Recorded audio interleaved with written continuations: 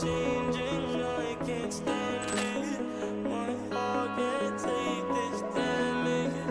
In the way I feel, can't stand it. Baby, I don't understand this. You're changing, I can't stand it. My heart can't take this damage. In the way I feel, can't stand it. Baby, I don't understand this. You're changing, I can't stand it. My heart can't take this damage. In the way I feel, can't stand it. Baby, I don't understand it. I don't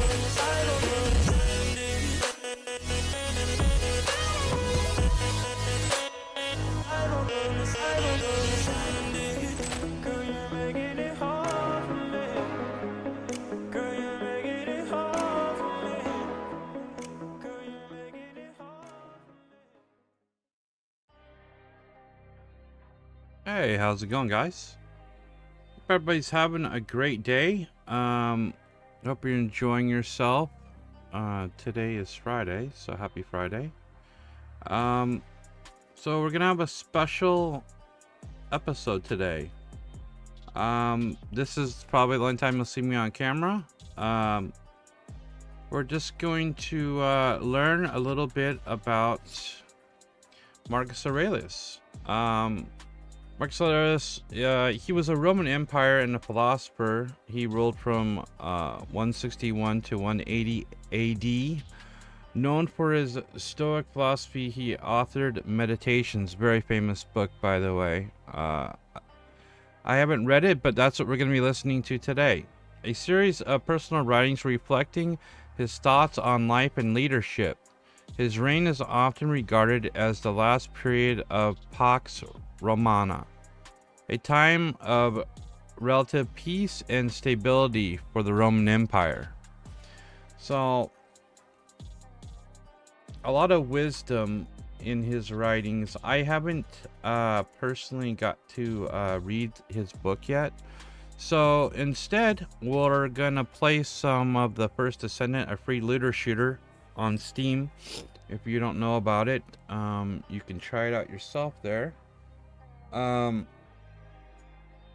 While listening to it read by Master Chief. Yeah, that's right. I said it's being read by Master Chief. So, I hope you enjoyed today's stream, and let's get into it.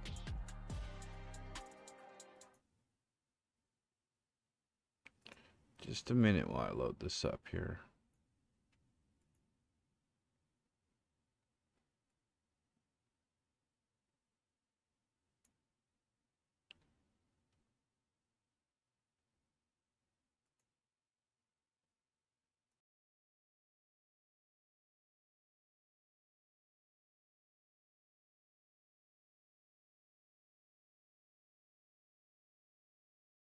Greetings, viewer. Today I would like to read from my favorite book with you, written by the great philosopher king, Marcus Aurelius. His words have guided me through countless battles and challenges, reminding me of the importance of discipline, courage, and self-control.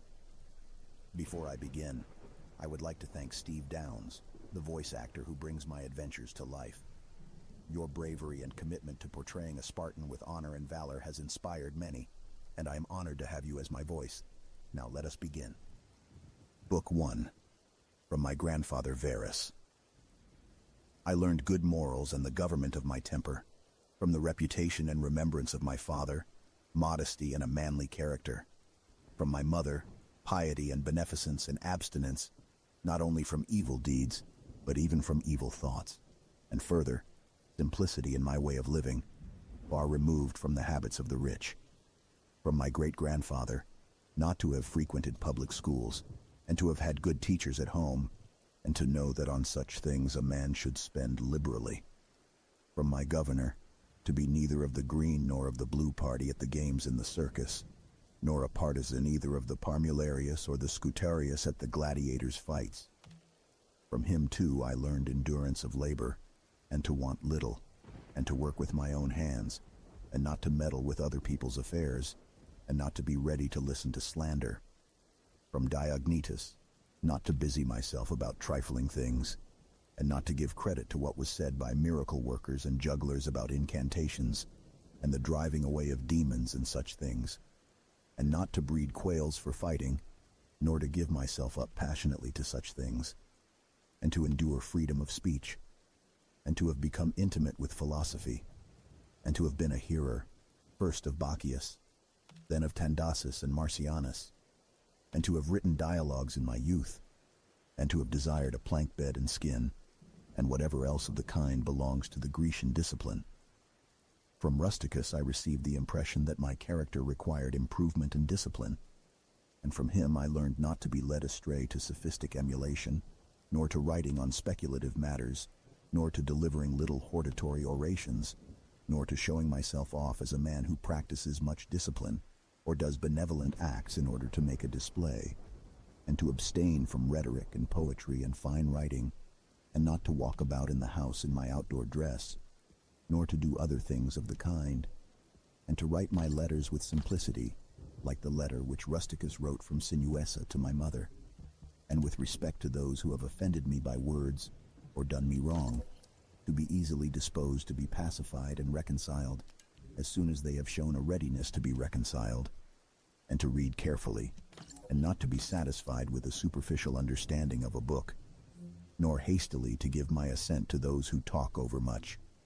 And I am indebted to him for being acquainted with the discourses of Epictetus, which he communicated to me out of his own collection.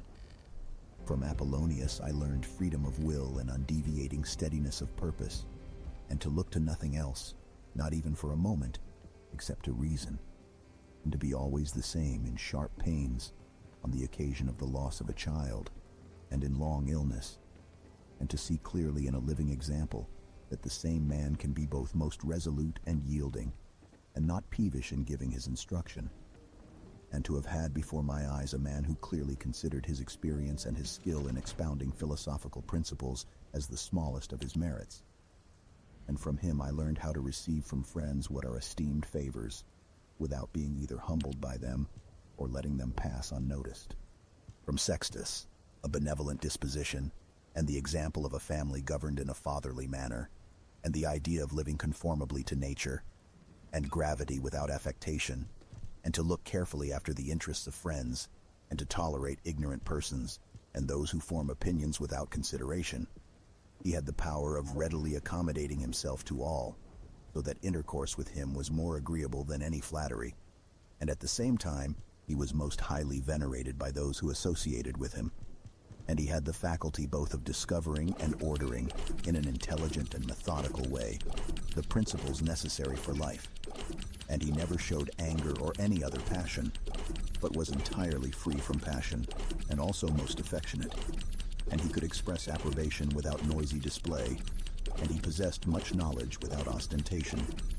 From Alexander the grammarian, to refrain from fault-finding, and not in a reproachful way to chide those who uttered any barbarous or solecistic or strange-sounding expression, but dexterously to introduce the very expression which ought to have been used, and in the way of answer or giving confirmation, or joining in an inquiry about the thing itself, not about the word, or by some other fit suggestion.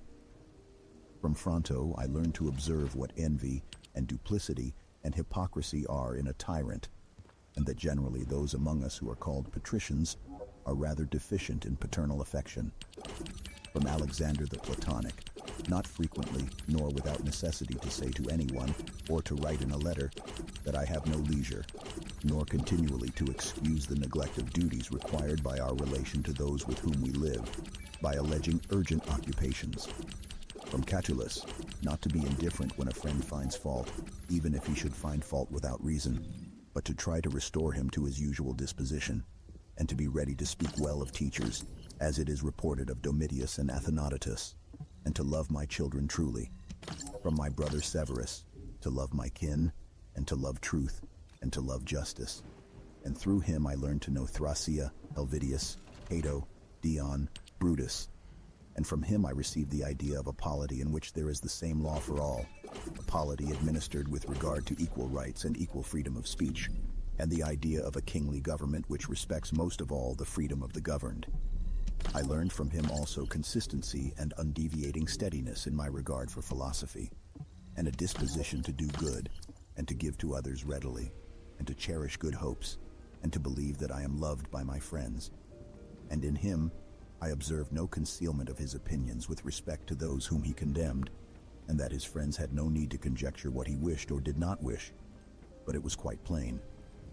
From Maximus, I learned self-government, and not to be led aside by anything, and cheerfulness in all circumstances, as well as in illness, and a just admixture in the moral character of sweetness and dignity, and to do what was set before me without complaining.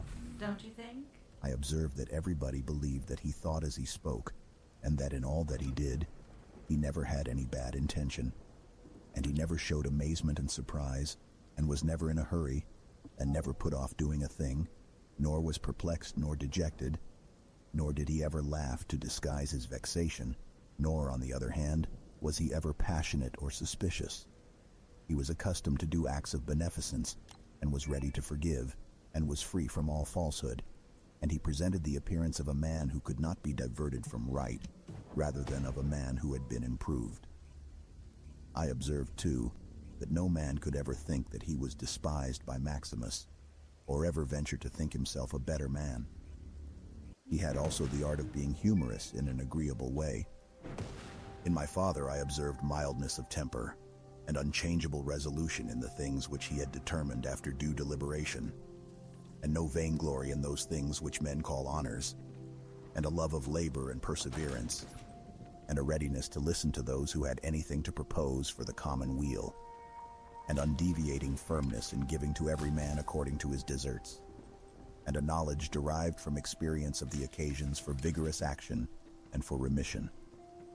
And I observed that he had overcome all passion for boys, and he considered himself no more than any other citizen, and he released his friends from all obligation to sup with him or to attend him of necessity when he went abroad, and those who had failed to accompany him, by reason of any urgent circumstances, always found him the same.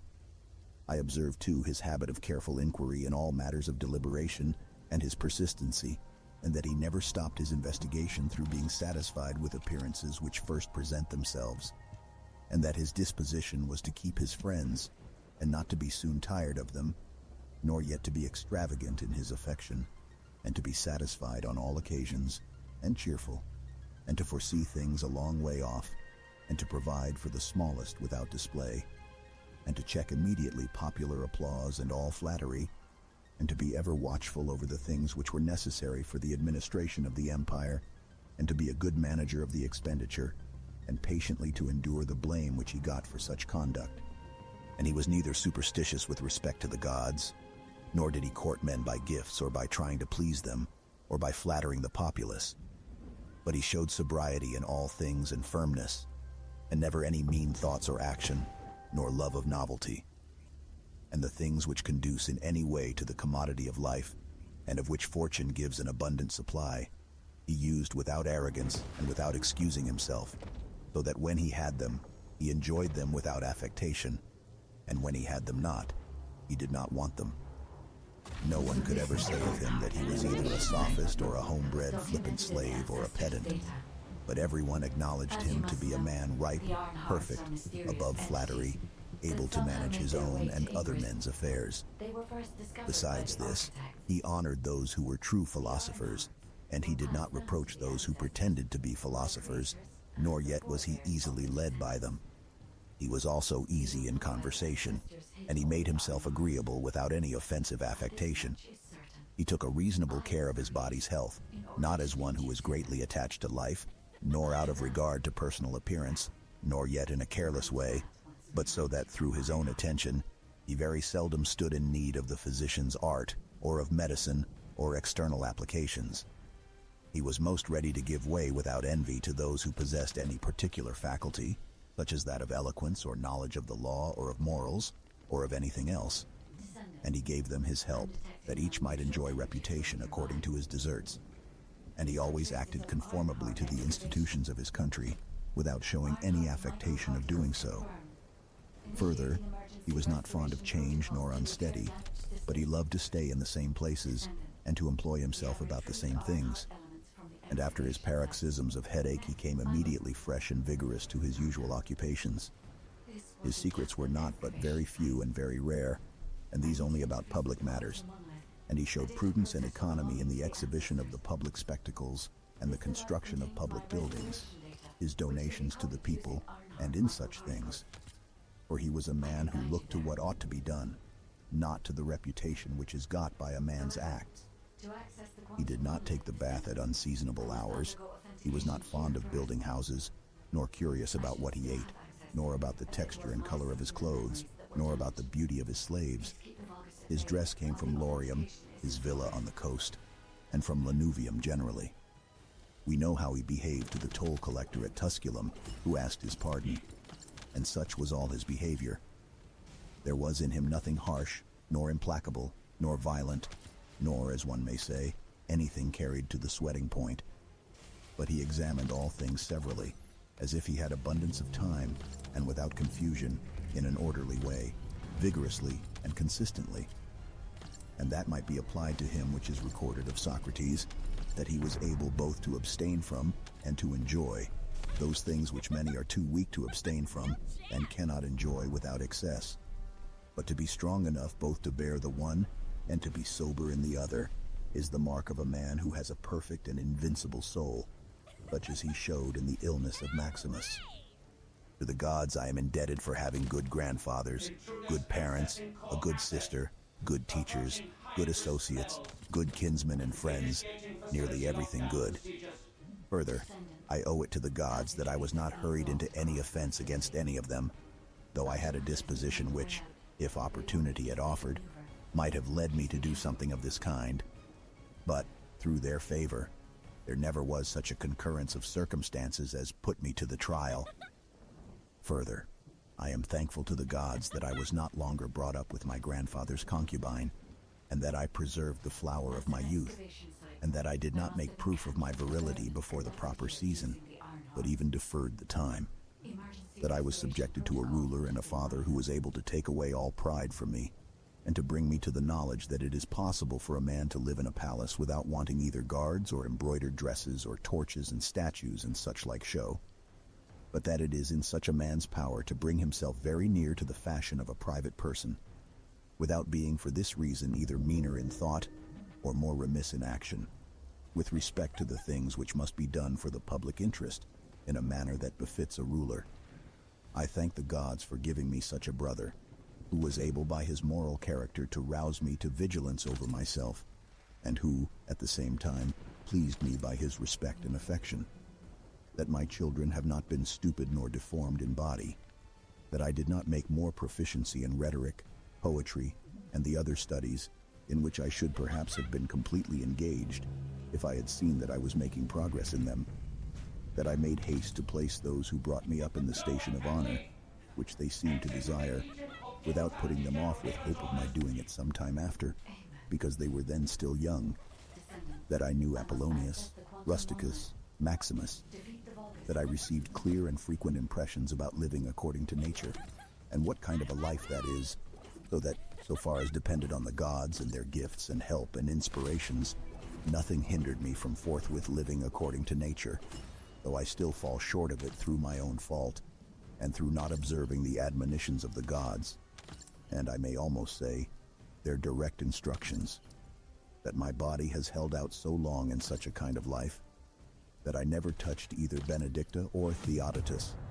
and that after having fallen into amatory passions, I was cured, and though I was often out of humor with Rusticus, I never did anything of which I had occasion to repent, that, though it was my mother's fate to die young, she spent the last years of her life with me, that whenever I wished to help any man in his need, or on any other occasion, I was never told that I had not the means of doing it, and that to myself the same necessity never happened, to receive anything from another, that I have such a wife, so obedient, and so affectionate, and so simple, that I had abundance of good masters for my children, and that remedies have been shown to me by dreams, both others, and against blood-spitting and giddiness, and that, when I had an inclination to philosophy, I did not fall into the hands of any sophist, and that I did not waste my time on writers of histories, or in the resolution of syllogisms, or occupy myself about the investigation of appearances in the heavens. For all these things require the help of the gods and fortune. Among the Quadi at the Granua. Book 2. Begin the morning by saying to thyself, I shall meet with the busybody, the ungrateful, arrogant, deceitful, envious, unsocial. All these things happen to them by reason of their ignorance of what is good and evil. But I, who have seen the nature of the good, that it is beautiful, and of the bad, that it is ugly, and the nature of him who does wrong, that it is akin to me, not only of the same blood or seed, but that it participates in the same intelligence and the same portion of the divinity. I can neither be injured by any of them, for no one can fix on me what is ugly, nor can I be angry with my kinsman, nor hate him, for we are made for cooperation, like feet, like hands, like eyelids, like the rows of the upper and lower teeth. To act against one another, then, is contrary to nature, and it is acting against one another to be vexed and to turn away. Whatever this is that I am, it is a little flesh and breath in the ruling part. Throw away thy books, no longer distract thyself. It is not allowed. But as if thou wast now dying, despise the flesh. It is blood and bones, and a network, a contexture of nerves, veins, and arteries. See the breath also, what kind of a thing it is, air, and not always the same, but every moment sent out and again sucked in. The third then is the ruling part. Consider thus, thou art an old man, no longer let this be a slave, no longer be pulled by the strings like a puppet to unsocial movements, no longer either be dissatisfied with thy present lot or shrink from the future. All that is from the gods is full of providence. That which is from fortune is not separated from nature, or without an interweaving and involution with the things which are ordered by providence. From thence all things flow, and there is besides necessity, and that which is for the advantage of the whole universe, of which thou art a part. But that is good for every part of nature which the nature of the whole brings, and what serves to maintain this nature. Now the universe is preserved, as by the changes of the elements, so by the changes of things compounded of the elements. Let these principles be enough for thee, let them always be fixed opinions. But cast away the thirst after books, that thou mayest not die murmuring, but cheerfully, truly, and from thy heart, thankful to the gods. Remember how long thou hast been putting off these things, and how often thou hast received an opportunity from the gods, and yet dost not use it. Thou must now at last perceive of what universe thou art a part, and of what administrator of the universe thy existence is an efflux, and that a limit of time is fixed for thee, which if thou dost not use for clearing away the clouds from thy mind, it will go, and thou wilt go, and it will never return. Every moment think steadily as a Roman and a man to do what thou hast in hand with perfect and simple dignity, and feeling of affection, and freedom, and justice, and to give thyself relief from all other thoughts. And thou wilt give thyself relief, if thou doest every act of thy life as if it were the last, laying aside all carelessness and passionate aversion from the commands of reason, and all hypocrisy, and self-love, and discontent with the portion which has been given to thee. Thou seest how few the things are, the which if a man lays hold of, he is able to live a life which flows in quiet, and is like the existence of the gods. For the gods on their part will require nothing more from him who observes these things. Do wrong to thyself, my soul, but thou wilt no longer have the opportunity of honoring thyself. Every man's life is sufficient, but thine is nearly finished, though thy soul reverences not itself, but places thy felicity in the souls of others. Do the things external which fall upon thee distract thee? Give thyself time to learn something new and good, and cease to be whirled around. But then thou must also avoid being carried about the other way, for those too are triflers who have wearied themselves in life by their activity, and yet have no object to which to direct every movement, and in a word, all their thoughts. Through not observing what is in the mind of another, a man has seldom been seen to be unhappy. But those who do not observe the movements of their own minds must of necessity be unhappy. This thou must always bear in mind. What is the nature of the whole, and what is my nature? and how this is related to that, and what kind of a part it is of what kind of a whole, and that there is no one who hinders thee from always doing and saying the things which are according to the nature of which thou art a part. Theophrastus, in his comparison of bad acts, such a comparison as one would make in accordance with the common notions of mankind, says, like a true philosopher, that the offenses which are committed through desire are more blamable than those which are committed through anger.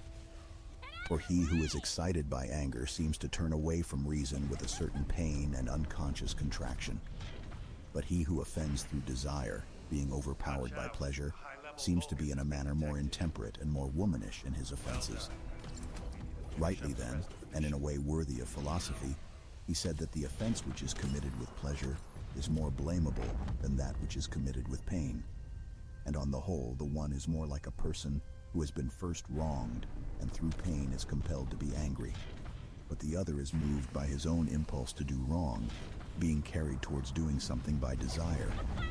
Since it is possible that thou mayest depart from life this very moment, regulate every act and thought accordingly. But to go away from among men, if there are gods, is not a thing to be afraid of, for the gods will not involve thee in evil. But if indeed they do not exist, or if they have no concern about human affairs, what is it to me to live in a universe devoid of gods or devoid of providence?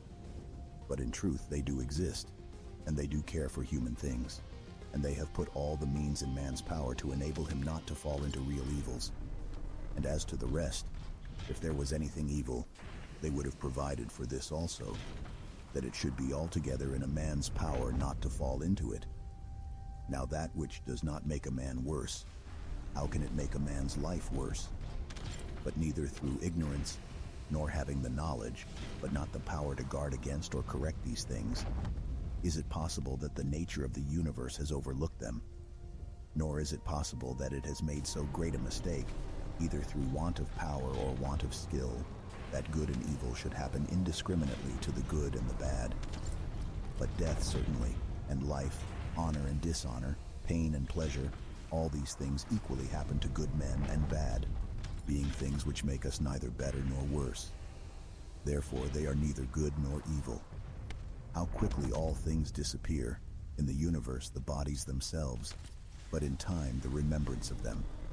What is the nature of all sensible things, and particularly those which attract with the bait of pleasure or terrify by pain, or are noised abroad by vapory fame? How worthless and contemptible and sordid and perishable and dead they are.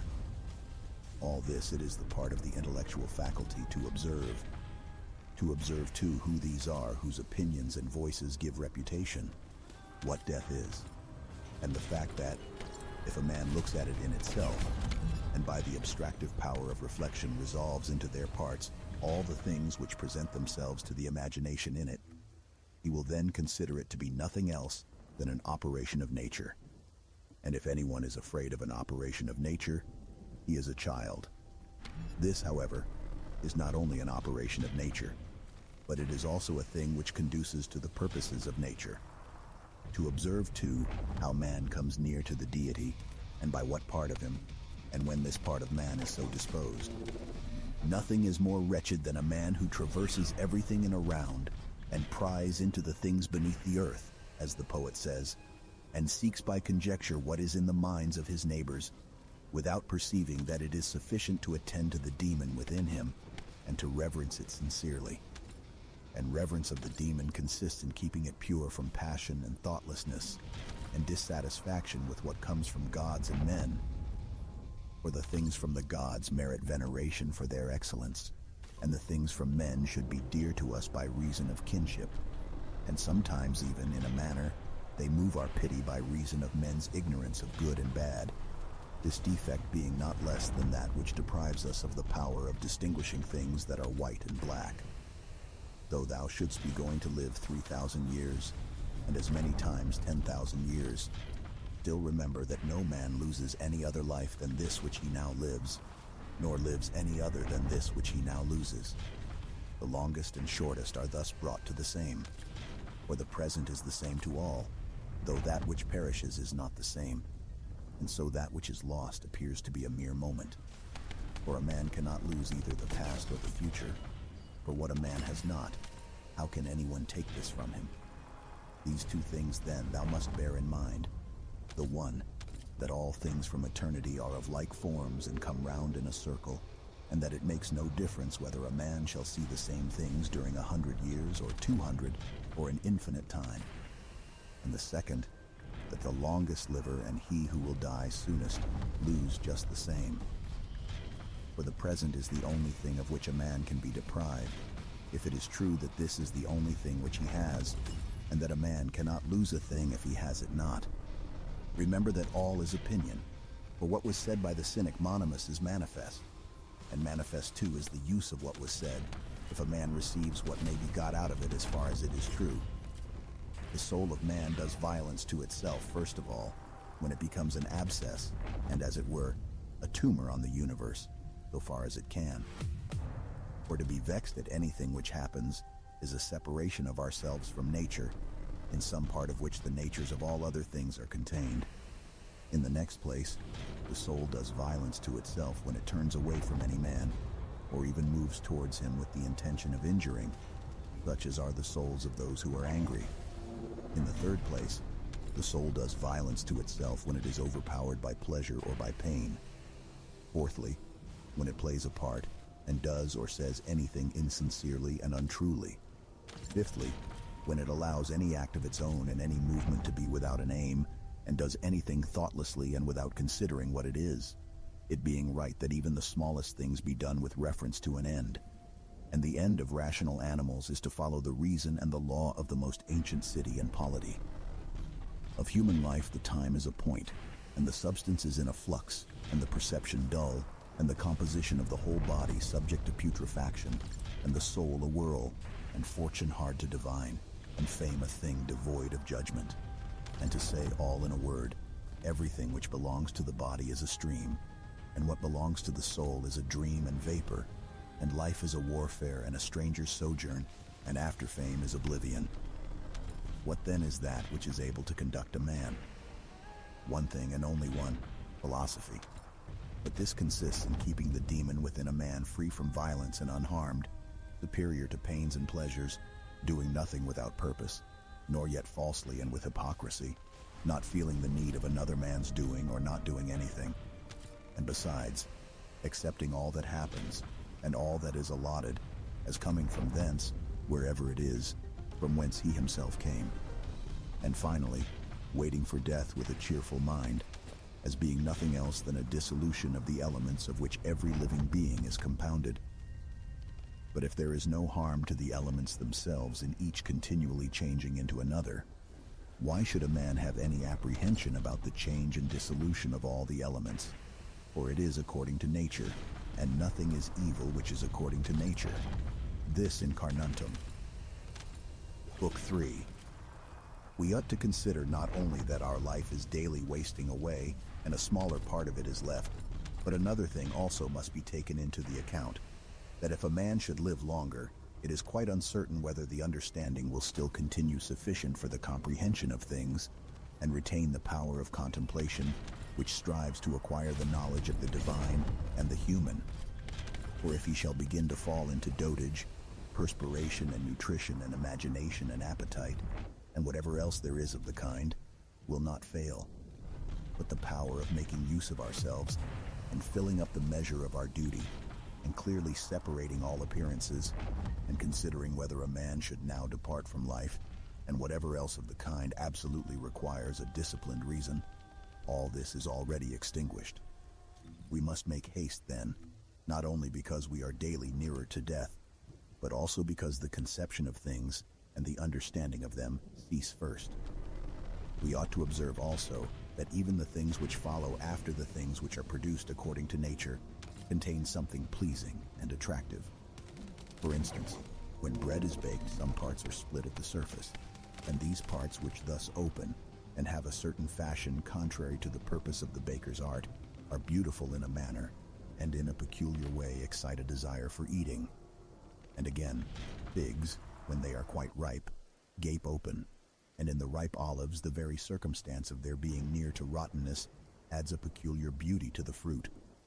and the ears of corn bending down, and the lion's eyebrows, and the foam which flows from the mouth of wild boars, and many other things, though they are far from being beautiful, if a man should examine them severally, still, because they are consequent upon the things which are formed by nature, help to adorn them, and they please the mind, so that if a man should have a feeling and deeper insight with respect to the things which are produced in the universe, there is hardly one of those which follow by way of consequence, which will not seem to him to be in a manner disposed so as to give pleasure.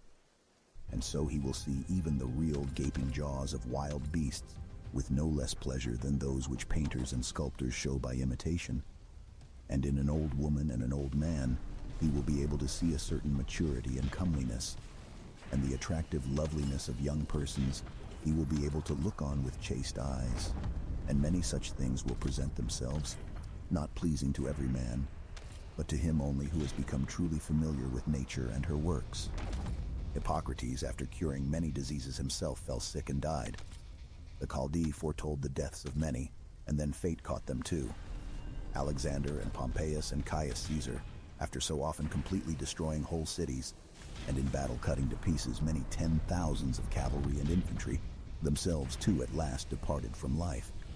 Heraclitus, after so many speculations on the conflagration of the universe, was filled with water internally and died smeared all over with mud.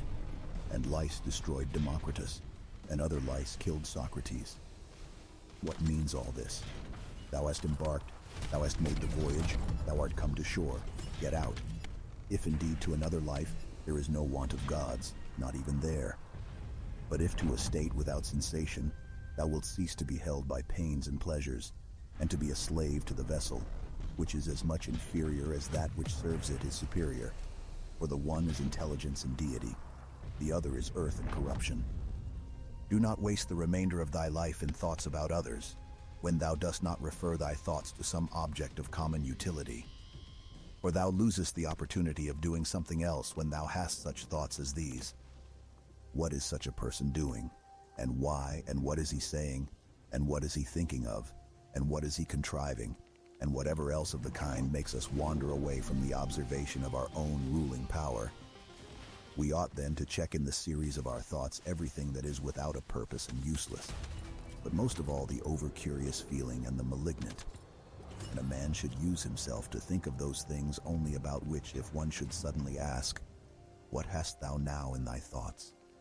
With perfect openness thou mightest immediately answer this or that, so that from thy words it should be plain that everything in thee is simple and benevolent, and such as befits a social animal, and one that cares not for thoughts about pleasure or sensual enjoyments at all, nor has any rivalry or envy and suspicion, or anything else for which thou wouldst blush if thou shouldst say that thou hadst it in thy mind. For the man who is such and no longer delays being among the number of the best is like a priest and minister of the gods, using too the deity which is planted within him, which makes the man uncontaminated by pleasure, unharmed by any pain, untouched by any insult, feeling no wrong, a fighter in the noblest fight, one who cannot be overpowered by any passion, died deep with justice, accepting with all his soul everything which happens and is assigned to him as his portion, and not often, nor yet without great necessity and for the general interest, imagining what another says, or does, or thinks. For it is only what belongs to himself that he makes the matter for his activity, and he constantly thinks of that which is allotted to himself out of the sum total of things, and he makes his own acts fair, and he is persuaded that his own portion is good. For the lot which is assigned to each man is carried along with him, and carries him along with it. And he remembers also that every rational animal is his kinsman, and that to care for all men is according to man's nature. And a man should hold on to the opinion not of all, but of those only who confessedly live according to nature. But as to those who live not so, he always bears in mind what kind of men they are, both at home and from home, both by night and by day, and what they are, and with what men they live an impure life. Accordingly, he does not value at all the praise which comes from such men, since they are not even satisfied with themselves. Labor not unwillingly, nor without regard to the common interest, nor without due consideration, nor with distraction, nor let studied ornaments set off thy thoughts, and be not either a man of many words, or busy about too many things. And further, let the deity which is in thee be the guardian of a living being, manly and of ripe age, and engaged in matter political, and a Roman, and a ruler, who has taken his post like a man waiting for the signal which summons him from life, and ready to go, having need neither of oath nor of any man's testimony. Be cheerful also, and seek not external help, nor the tranquility which others give. A man then must stand erect, not be kept erect by others. If thou findest in human life anything better than justice, truth, temperance, fortitude, and, in a word, anything better than thy own mind's self-satisfaction, in the things which it enables thee to do according to right reason, and in the condition that is assigned to thee without thy own choice, if, I say, thou seest anything better than this, turn to it with all thy soul, and enjoy that which thou hast found to be the best. But if nothing appears to be better than the deity which is planted in thee, which has subjected to itself all thy appetites, and carefully examines all the impressions, and, as Socrates said, has detached itself from the persuasions of sense, and has submitted itself to the gods, and cares for mankind. If thou findest everything else smaller and of less value than this, give place to nothing else. For if thou dost once diverge and incline to it, thou wilt no longer without distraction be able to give the preference to that good thing which is thy proper possession and thy own. For it is not right that anything of any other kind, such as praise from the many, or power, or enjoyment of pleasure, should come into competition with that which is rationally and politically or practically good. All these things, even though they may seem to adapt themselves to the better things in a small degree, obtain the superiority all at once, and carry us away. But do thou, I say, simply and freely choose the better, and hold to it. But that which is useful is the better. Well then, if it is useful to thee as a rational being, keep to it. But if it is only useful to thee as an animal, say so, and maintain thy judgment without arrogance. Only take care that thou makest the inquiry by a sure method. Never value anything as profitable to thyself which shall compel thee to break thy promise, to lose thy self-respect, to hate any man, to suspect, to curse, to act the hypocrite, to desire anything which needs walls and curtains. For he who has preferred to everything intelligence and demon and the worship of its excellence, acts no tragic part, does not groan, will not need either solitude or much company. And what is chief of all, he will live without either pursuing or flying from death. But whether for a longer or a shorter time he shall have the soul enclosed in the body, he cares not at all. For even if he must depart immediately, he will go as readily as if he were going to do anything else which can be done with decency and order, taking care of this only all through life, that his thoughts turn not away from anything which belongs to an intelligent animal and a member of a civil community. In the mind of one who is chastened and purified, thou wilt find no corrupt matter, nor impurity, nor any sore-skinned over. Nor is his life incomplete when fate overtakes him, as one may say of an actor who leaves the stage before ending and finishing the play. Besides, there is in him nothing servile, nor affected, nor too closely bound to other things, nor yet detached from other things, nothing worthy of blame, nothing which seeks a hiding place. Reverence the faculty which produces opinion. On this faculty it entirely depends whether there shall exist in thy ruling part any opinion inconsistent with nature and the constitution of the rational animal. And this faculty promises freedom from hasty judgment, and friendship towards men, and obedience to the gods. Throwing away then all things, hold to these only which are few, and besides bear in mind that every man lives only this present time, which is an indivisible point, and that all the rest of his life is either past, or it is uncertain. Short then is the time which every man lives, and small the nook of the earth where he lives. And short, too, the longest posthumous fame, and even this only continued by a succession of poor human beings, who will very soon die, and who know not even themselves, much less him who died long ago. To the aids which have been mentioned, let this one still be added. Make for thyself a definition or description of the thing which is presented to thee, so as to see distinctly what kind of a thing it is in its substance, in its nudity, in its complete entirety, and tell thyself its proper name, and the names of the things of which it has been compounded, and into which it will be resolved. For nothing is so productive of elevation of mind as to be able to examine methodically and truly every object which is presented to thee in life, and always to look at things, so as to see at the same time what kind of universe this is, and what kind of use everything performs in it, and what value everything has with reference to the whole, and what with reference to man, who is a citizen of the highest city, of which all other cities are like families, what each thing is, and of what it is composed, and how long it is the nature of this thing to endure which now makes an impression on me, and what virtue I have need of with respect to it, such as gentleness, manliness, truth, fidelity, simplicity, contentment, and the rest. Wherefore on every occasion a man should say, this comes from God, and this is according to the apportionment and spinning of the thread of destiny, and such like coincidence and chance, and this is from one of the same stock, and a kinsman and partner, one who knows not however what is according to his nature. But I know. For this reason I behave towards him according to the natural law of fellowship with benevolence and justice. At the same time, however, in things indifferent I attempt to ascertain the value of each. If thou workest at that which is before thee, following right reason seriously, vigorously, calmly, without allowing anything else to distract thee, but keeping thy divine part pure, as if thou shouldst be bound to give it back immediately, if thou holdest to this, expecting nothing, fearing nothing, but satisfied with thy present activity according to nature, and with heroic truth in every word and sound which thou utterest, thou wilt live happy, and there is no man who is able to prevent this. As physicians have always their instruments and knives ready for cases which suddenly require their skill, so do thou have principles ready for the understanding of things divine and human, and for doing everything, even the smallest, with a recollection of the bond which unites the divine and human to one another.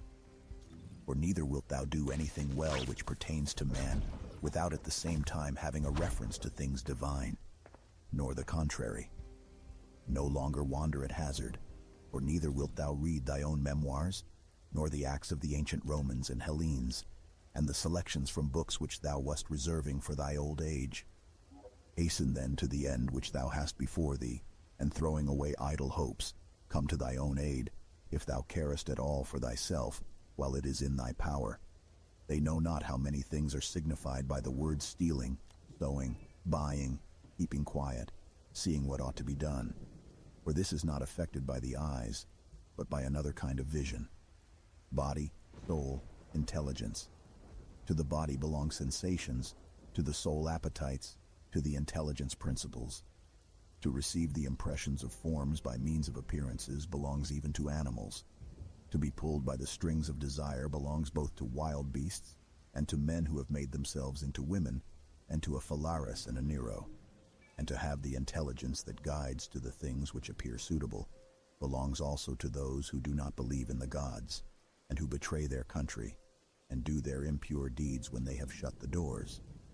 If then everything else is common to all that I have mentioned, there remains that which is peculiar to the good man, to be pleased and content with what happens, and with the thread which is spun for him, and not to defile the divinity which is planted in his breast, nor disturb it by a crowd of images, but to preserve it tranquil, following it obediently as a god, neither saying anything contrary to the truth, nor doing anything contrary to justice. And if all men refuse to believe that he lives a simple, modest, and contented life, he is neither angry with any of them, nor does he deviate from the way which leads to the end of life, to which a man ought to come pure, tranquil, ready to depart, and without any compulsion perfectly reconciled to his lot. Book 4.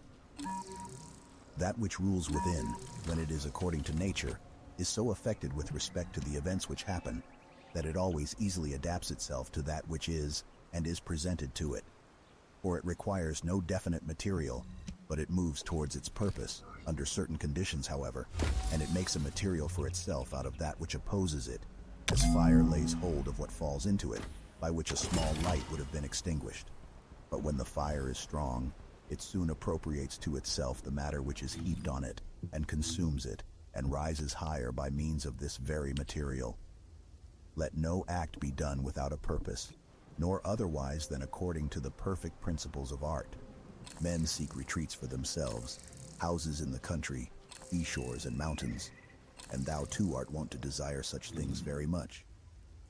But this is altogether a mark of the most common sort of men, for it is in thy power whenever thou shalt choose to retire into thyself. For nowhere either with more quiet or more freedom from trouble does a man retire than into his own soul, particularly when he has within him such thoughts that by looking into them he is immediately in perfect tranquility. And I affirm that tranquility is nothing else than the good ordering of the mind. Constantly then give to thyself this retreat, and renew thyself, and let thy principles be brief and fundamental, which as soon as thou shalt recur to them, will be sufficient to cleanse the soul completely, and to send thee back free from all discontent with the things to which thou returnest. For with what art thou discontented? With the badness of men? Recall to thy mind this conclusion, that rational animals exist for one another, and that to endure is a part of justice, and that men do wrong involuntarily, and consider how many already, after mutual enmity, suspicion, hatred, and fighting, have been stretched dead, reduced to ashes, and be quiet at last. But perhaps thou art dissatisfied with that which is assigned to thee out of the universe. Recall to thy recollection this alternative. Either there is providence or atoms, fortuitous concurrence of things, or remember the arguments by which it has been proved that the world is a kind of political community, and be quiet at last. But perhaps corporeal things will still fasten upon thee. Consider then further that the mind mingles not with the breath, whether moving gently or violently, when it has once drawn itself apart and discovered its own power. And think also of all that thou hast heard and assented to about pain and pleasure, and be quiet at last. But perhaps the desire of the thing called fame will torment thee. See how soon everything is forgotten, and look at the chaos of infinite time on each side of the present, and the emptiness of applause, and the changeableness and want of judgment in those who pretend to give praise, and the narrowness of the space within which it is circumscribed, and be quiet at last. For the whole earth is a point, and how small a nook in it is this thy dwelling, and how few are there in it, and what kind of people are they who will praise thee? This then remains. Remember to retire into this little territory of thy own, and above all do not distract or strain thyself, but be free, and look at things as a man, as a human being, as a citizen, as a mortal. But among the things readiest to thy hand to which thou shalt turn, let there be these, which are two. One is that things do not touch the soul, for they are external and remain immovable. But our perturbations come only from the opinion which is within. The other is that all these things, which thou seest, change immediately, and will no longer be. And constantly bear in mind how many of these changes thou hast already witnessed. The universe is transformation. Life is opinion. If our intellectual part is common, the reason also in respect of which we are rational beings is common. If this is so, common also is the reason which commands us what to do and what not to do. If this is so, there is a common law also. If this is so, we are fellow citizens. If this is so, we are members of some political community. If this is so, the world is in a manner a state. For of what other common political community will anyone say that the whole human race are members? And from thence, from this common political community, comes also our very intellectual faculty and reasoning faculty, and our capacity for law. Or whence do they come? For as my earthly part is a portion given to me from certain earth, and that which is watery from another element, and that which is hot and fiery from some peculiar source, for nothing comes out of that which is nothing, as nothing also returns to non-existence. So also the intellectual part comes from some source. Death is such as generation is, a mystery of nature, a composition out of the same elements, and a decomposition into the same, and altogether not a thing of which any man should be ashamed, for it is not contrary to the nature of a reasonable animal, and not contrary to the reason of our constitution. It is natural that these things should be done by such persons. It is a matter of necessity, and if a man will not have it so, he will not allow the fig tree to have juice. But by all means bear this in mind, that within a very short time both thou and he will be dead, and soon not even your names will be left behind. Take away thy opinion, and then there is taken away the complaint, I have been harmed. Take away the complaint, I have been harmed, and the harm is taken away. That which does not make a man worse than he was, also does not make his life worse, nor does it harm him either from without or from within. The nature of that which is universally useful has been compelled to do this. Consider that everything which happens, happens justly, and if thou observest carefully, thou wilt find it to be so. I do not say only with respect to the continuity of the series of things, but with respect to what is just, and as if it were done by one who assigns to each thing its value. Observe then as thou hast begun, and whatever thou doest, do it in conjunction with this, the being good, and in the sense in which a man is properly understood to be good. Keep to this in every action. Do not have such an opinion of things as he has who does thee wrong, or such as he wishes thee to have, but look at them as they are in truth. A man should always have these two rules in readiness. The one, to do only whatever the reason of the ruling and legislating faculty may suggest for the use of men. The other, to change thy opinion, if there is anyone at hand who sets thee right, and moves thee from any opinion. But this change of opinion must proceed only from a certain persuasion, as of what is just or of common advantage, and the like, not because it appears pleasant or brings reputation. Hast thou reason? I have. Why then dost not thou use it? Or if this does its own work, what else dost thou wish? Thou hast existed as a part. Thou shalt disappear in that which produced thee, but rather thou shalt be received back into its seminal principle by transmutation. Many grains of frankincense on the same altar, one falls before, another falls after, but it makes no difference. Within 10 days, thou wilt seem a god to those to whom thou art now a beast and an ape, if thou wilt return to thy principles and the worship of reason. Do not act as if thou wert going to live 10,000 years. Death hangs over thee. While thou livest, while it is in thy power, be good. How much trouble he avoids who does not look to see what his neighbor says or does or thinks, but only to what he does himself, that it may be just and pure.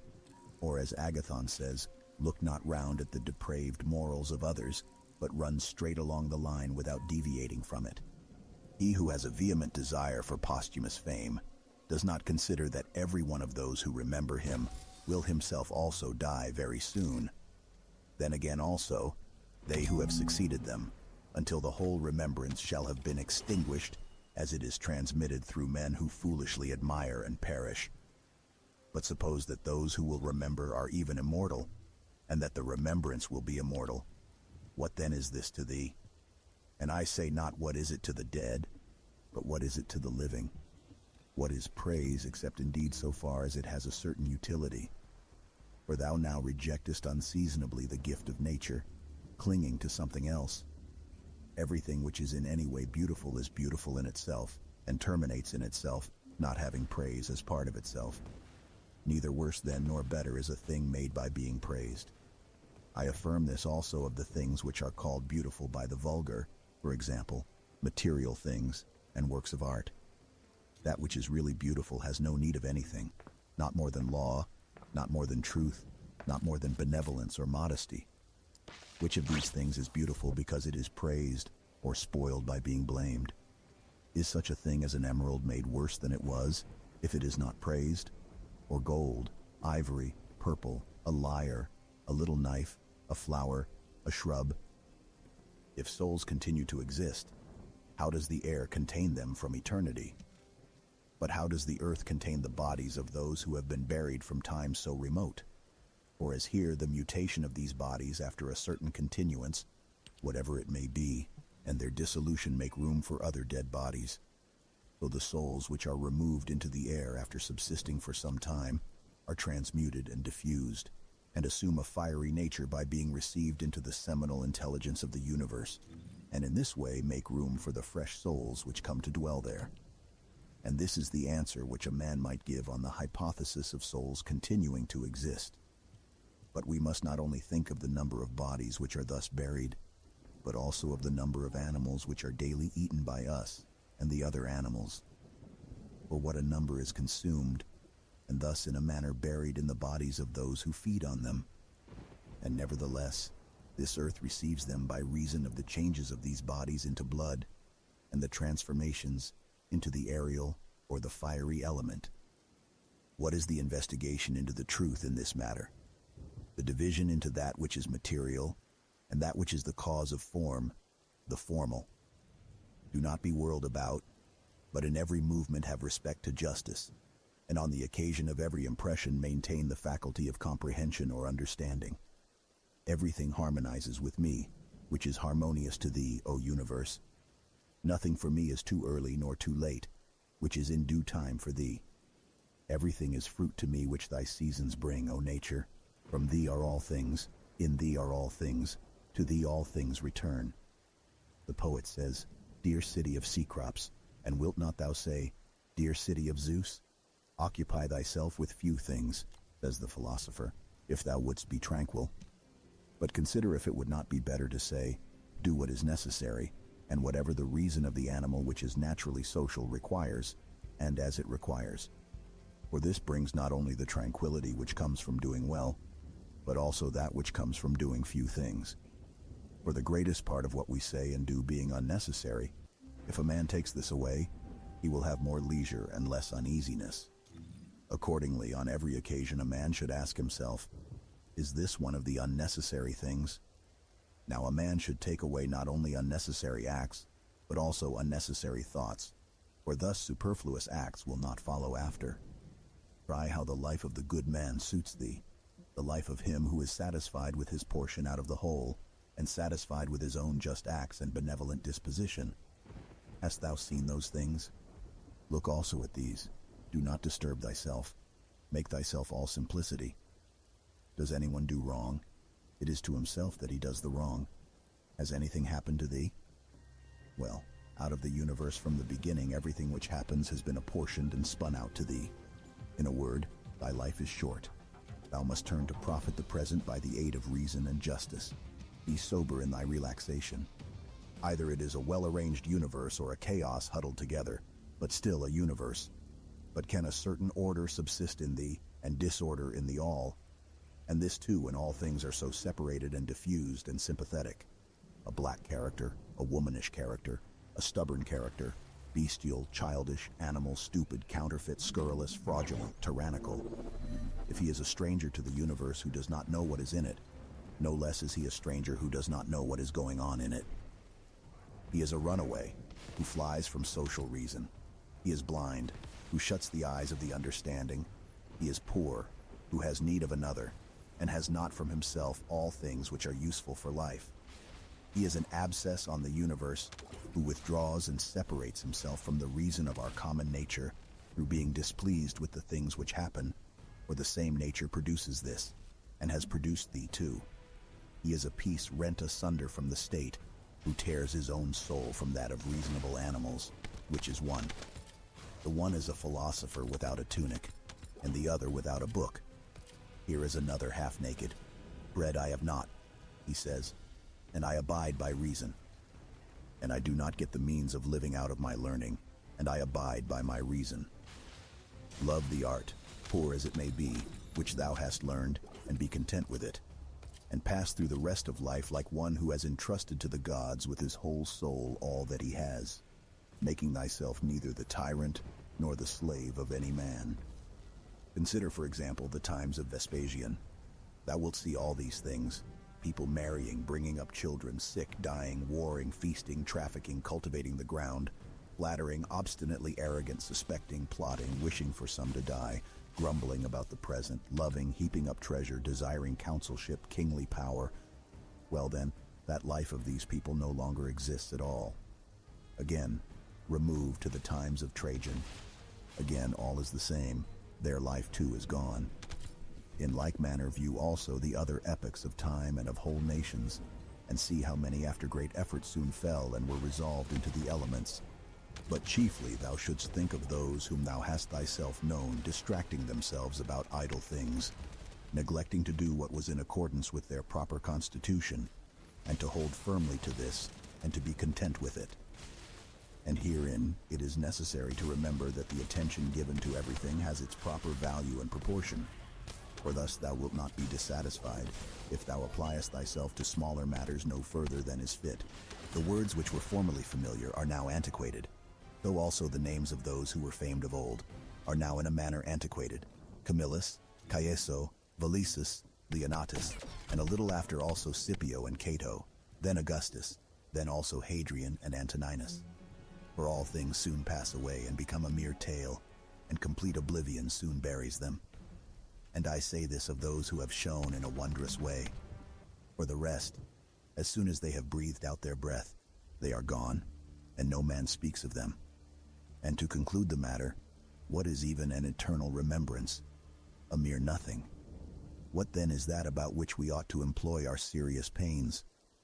This one thing, thoughts just, and acts social, and words which never lie, and a disposition which gladly accepts all that happens, as necessary as usual, as flowing from a principle and source of the same kind. Willingly give thyself up to Clotho, one of the fates, allowing her to spin thy thread into whatever things she pleases. Everything is only for a day, both that which remembers and that which is remembered. Observe constantly that all things take place by change, and accustom thyself to consider that the nature of the universe loves nothing so much as to change the things which are, and to make new things like them. For everything that exists is in a manner the seed of that which will be. But thou art thinking only of seeds which are cast into the earth or into a womb. But this is a very vulgar notion. Thou wilt soon die, and thou art not yet simple, not free from perturbations, nor without suspicion of being hurt by external things, nor kindly disposed towards all, nor dost thou yet place wisdom only in acting justly. Examine men's ruling principles, even those of the wise, what kind of things they avoid, and what kind they pursue. What is evil to thee does not subsist in the ruling principle of another, nor yet in any turning and mutation of thy corporeal covering. Where is it then? It is in that part of thee in which subsists the power of forming opinions about evils. Let this power then not form such opinions, and all is well. And if that which is nearest to it, the poor body, is burnt, filled with matter and rottenness, nevertheless let the part which forms opinions about these things be quiet. That is, let it judge that nothing is either bad or good, which can happen equally to the bad man and the good. For that which happens equally to him who lives contrary to nature, and to him who lives according to nature, is neither according to nature nor contrary to nature. Constantly regard the universe as one living being, having one substance and one soul, and observe how all things have reference to one perception, the perception of this one living being, and how all things act with one movement, and how all things are the cooperating causes of all things which exist. Observe, too, the continuous spinning of the thread and the contexture of the web. Thou art a little soul bearing about a corpse, as Epictetus used to say. It is no evil for things to undergo change, and no good for things to subsist in consequence of change. Time is like a river made up of the events which happen, and a violent stream. For as soon as a thing has been seen, it is carried away, and another comes in its place, and this will be carried away too. Everything which happens is as familiar and well known as the rose in spring and the fruit in summer. For such is disease and death and calumny and treachery, and whatever else delights fools or vexes them. In the series of things, those which follow are always aptly fitted to those which have gone before. For this series is not like a mere enumeration of disjointed things, which has only a necessary sequence, but it is a rational connection. And as all existing things are arranged together harmoniously, so the things which come into existence exhibit no mere succession, but a certain wonderful relationship. Always remember the saying of Heraclitus, that the death of earth is to become water, and the death of water is to become air, and the death of air is to become fire, and reversely. And think too of him who forgets whither the way leads, and that men quarrel with that with which they are most constantly in communion, the reason which governs the universe. And the things which daily meet with seem to them strange, and consider that we ought not to act and speak as if we were asleep. For even in sleep we seem to act and speak, and that we ought not, like children who learn from their parents, simply to act and speak as we have been taught. If any god told thee that thou shalt die tomorrow, or certainly on the day after tomorrow, thou wouldst not care much whether it was on the third day or on the morrow, unless thou wast in the highest degree mean-spirited, for how small is the difference? So think it no great thing to die after as many years as thou canst name rather than tomorrow. Think continually how many physicians are dead after often contracting their eyebrows over the sick, and how many astrologers after predicting with great pretensions the deaths of others, and how many philosophers after endless discourses on death or immortality, how many heroes after killing thousands, and how many tyrants who have used their power over men's lives with terrible insolence as if they were immortal, and how many cities are entirely dead, so to speak, Hellas and Pompeii and Herculaneum, and others innumerable. Add to the reckoning all whom thou hast known, one after another. One man after burying another has been laid out dead, and another buries him, and all this in a short time. To conclude, always observe how ephemeral and worthless human things are, and what was yesterday, a little mucus tomorrow, will be a mummy or ashes. Pass then through this little space of time conformably to nature, and end thy journey in content, just as an olive falls off when it is ripe, blessing nature who produced it, and thanking the tree on which it grew. Be like the promontory against which the waves continually break, but it stands firm and tames the fury of the water around it. Unhappy am I because this has happened to me. Not so, but happy am I, though this has happened to me, because I continue free from pain, neither crushed by the present nor fearing the future. For such a thing as this might have happened to every man, but every man would not have continued free from pain on such an occasion. Why then is that rather a misfortune than this a good fortune? And dost thou in all cases call that a man's misfortune, which is not a deviation from man's nature? And does a thing seem to thee to be a deviation from man's nature, when it is not contrary to the will of man's nature? Well, thou knowest the will of nature. Will then this which has happened prevent thee from being just, magnanimous, temperate, prudent, secure against inconsiderate opinions and falsehood? Will it prevent thee from having modesty, freedom, and everything else, by the presence of which man's nature obtains all that is its own? Remember, too, on every occasion which leads thee to vexation to apply this principle. Not that this is a misfortune, but that to bear it nobly is good fortune. It is a vulgar, but still a useful help towards contempt of death, to pass in review those who have tenaciously stuck to life. What more then have they gained than those who have died early? Certainly they lie in their tombs somewhere at last, Cadicianus, Fabius, Julianus, Lepidus, or anyone else like them, who have carried out many to be buried, and then were carried out themselves. Altogether the interval is small between birth and death, and consider with how much trouble, and in company with what sort of people, and in what a feeble body this interval is laboriously passed. Do not then consider life a thing of any value, or look to the immensity of time behind thee, and to the time which is before thee, another boundless space. In this infinity, then, what is the difference between him who lives 3 days and him who lives 3 generations? Always run to the short way, and the short way is the natural. Accordingly say and do everything in conformity with the soundest reason. For such a purpose frees a man from trouble and warfare and all artifice and ostentatious display. Book 5. In the morning when thou risest unwillingly, let this thought be present: I am rising to the work of a human being. Why then am I dissatisfied if I am going to do the things for which I exist and for which I was brought into the world? Or have I been made for this, to lie in the bedclothes and keep myself warm? But this is more pleasant. Dost thou exist then to take thy pleasure, and not at all for action or exertion? Dost thou not see the little plants, the little birds, the ants, the spiders, the bees working together to put in order their several parts of the universe? And art thou unwilling to do the work of a human being, and dost thou not make haste to do that which is according to thy nature? But it is necessary to take rest also. It is necessary. However, nature has fixed bounds to this too. He has fixed bounds both to eating and drinking, and yet thou goest beyond these bounds, beyond what is sufficient. Yet in thy acts it is not so, but thou stoppest short of what thou canst do. So thou lovest not thyself, for if thou didst, thou wouldst love thy nature and her will. But those who love their several arts exhaust themselves in working at them unwashed and without food. But thou valuest thy own nature less than the turner values the turning art, or the dancer the dancing art, or the lover of money values his money, or the vainglorious man his little glory.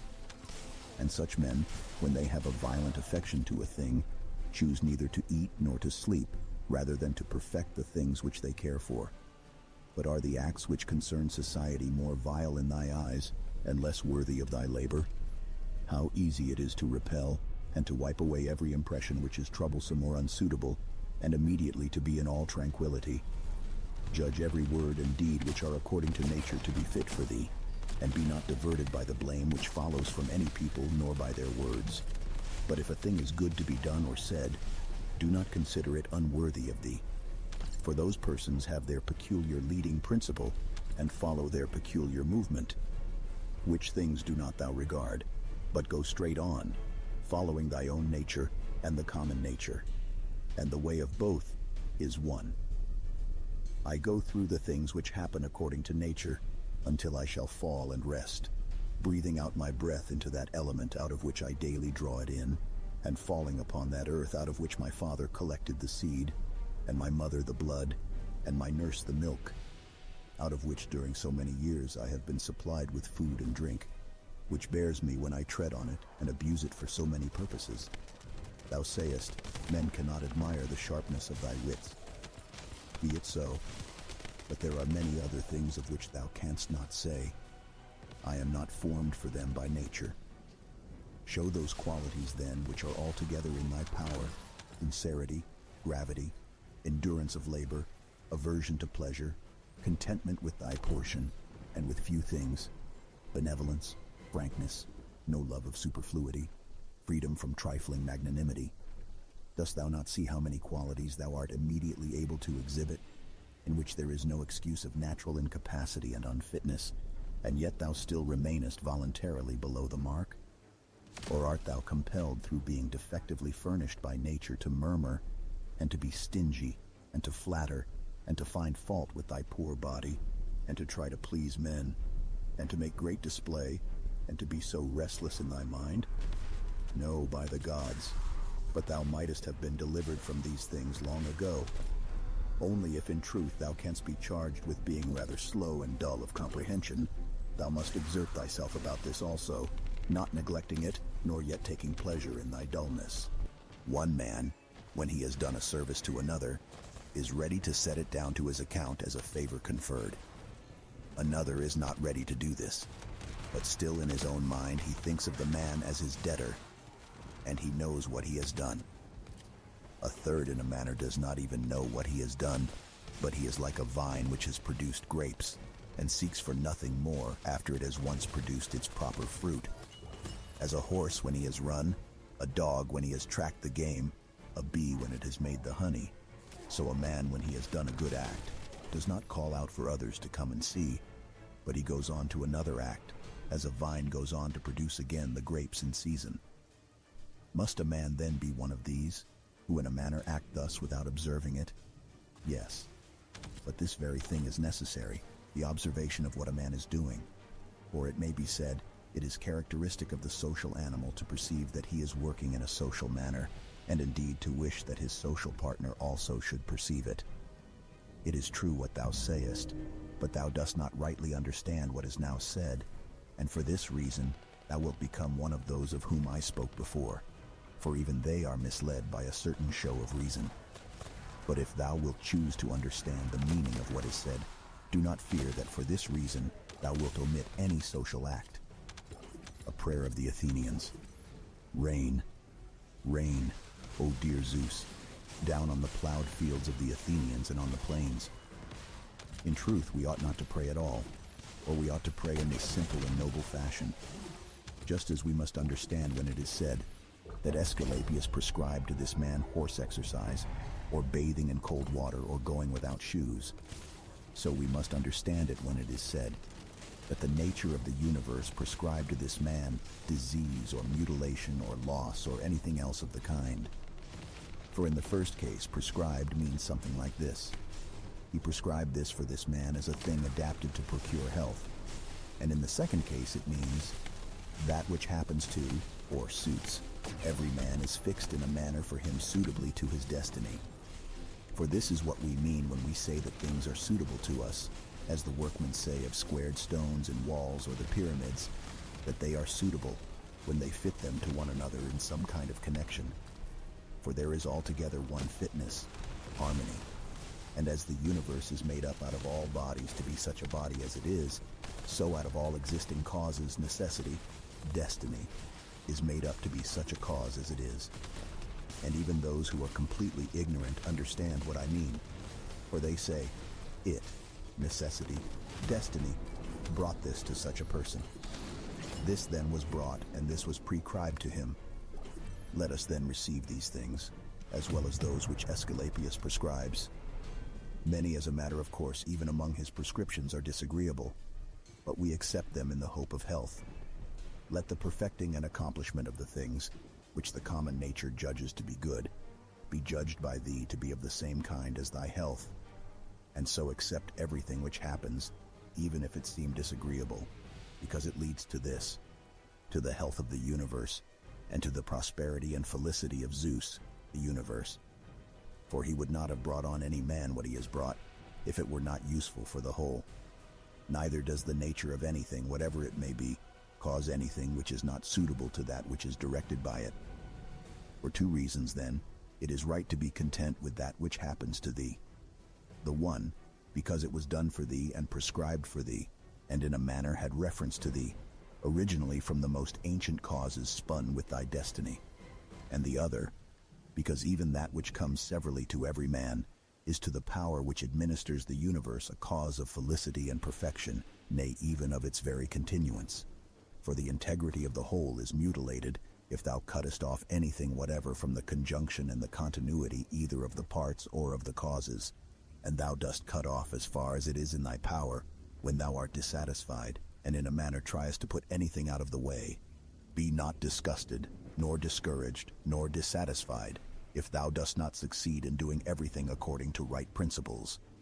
But when thou hast failed, return back again, and be content if the greater part of what thou doest is consistent with man's nature, and love this to which thou returnest. And do not return to philosophy as if she were a master, but act like those who have sore eyes and apply a bit of sponge and egg, or as another applies a plaster, or drenching with water. For thus thou wilt not fail to obey reason, and thou wilt repose in it. And remember that philosophy requires only the things which thy nature requires, but thou wouldst have something else which is not according to nature. It may be objected, why, what is more agreeable than this which I am doing? But is not this the very reason why pleasure deceives us? And consider if magnanimity, freedom, simplicity, equanimity, piety are not more agreeable. For what is more agreeable than wisdom itself, when thou thinkest of the security and the happy course of all things which depend on the faculty of understanding and knowledge? Things are in such a kind of envelopment that they have seemed to philosophers, not a few nor those common philosophers, altogether unintelligible. Nay, even to the Stoics themselves they seem difficult to understand. And all our assent is changeable, for where is the man who never changes? Carry thy thoughts then to the objects themselves, and consider how short-lived they are and worthless, and that they may be in the possession of a filthy wretch or a whore or a robber. Then turn to the morals of those who live with thee, and it is hardly possible to endure even the most agreeable of them, to say nothing of a man being hardly able to endure himself. In such darkness then, and dirt, and in so constant a flux, both of substance and of time, and of motion and of things moved, what there is worth being highly prized, or even an object of serious pursuit, I cannot imagine. But on the contrary, it is a man's duty to comfort himself, and to wait for the natural dissolution, and not to be vexed at the delay, but to rest in these principles only. The one, that nothing will happen to me which is not conformable to the nature of the universe, and the other, that it is in my power never to act contrary to my God and demon, for there is no man who will compel me to this. About what am I now employing my own soul? On every occasion I must ask myself this question and inquire, what have I now in this part of me which they call the ruling principle? And whose soul have I now? That of a child, or of a young man, or of a feeble woman, or of a tyrant, or of a domestic animal, or of a wild beast? What kind of things those are which appear good to the many, we may learn even from this.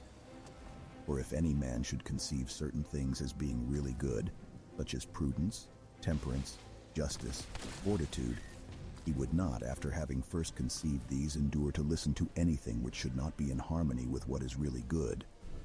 But if a man has first conceived as good the things which appear to the many to be good, he will listen and readily receive as very applicable that which was said by the comic writer. Thus, even the many perceive the difference. For were it not so, this saying would not offend and would not be rejected in the first case, while we receive it when it is said of wealth, and of the means which further luxury and fame, as said fitly and wittily. Go on then, and ask if we should value and think those things to be good, to which after their first conception in the mind the words of the comic writer might be aptly applied, that he who has them through pure abundance has not a place to ease himself in. I am composed of the formal and the material, and neither of them will perish into non-existence, as neither of them came into existence out of non-existence. Every part of me then will be reduced by change into some part of the universe, and that again will change into another part of the universe, and so on forever. And by consequence of such a change I too exist, and those who begot me, and so on forever in the other direction. For nothing hinders us from saying so, even if the universe is administered according to definite periods of revolution. Reason and the reasoning art, philosophy, are powers which are sufficient for themselves and for their own works. They move then from a first principle which is their own, and they make their way to the end which is proposed to them. And this is the reason why such acts are named katorthosias, or right acts, which word signifies that they proceed by the right road. None of these things ought to be called a man's, which do not belong to a man, as man. They are not required of a man, nor does man's nature promise them, nor are they the means of man's nature attaining its end. Neither then does the end of man lie in these things, nor yet that which aids to the accomplishment of this end, and that which aids towards this end is that which is good. Besides, if any of these things did belong to man, it would not be right for a man to despise them and to set himself against them.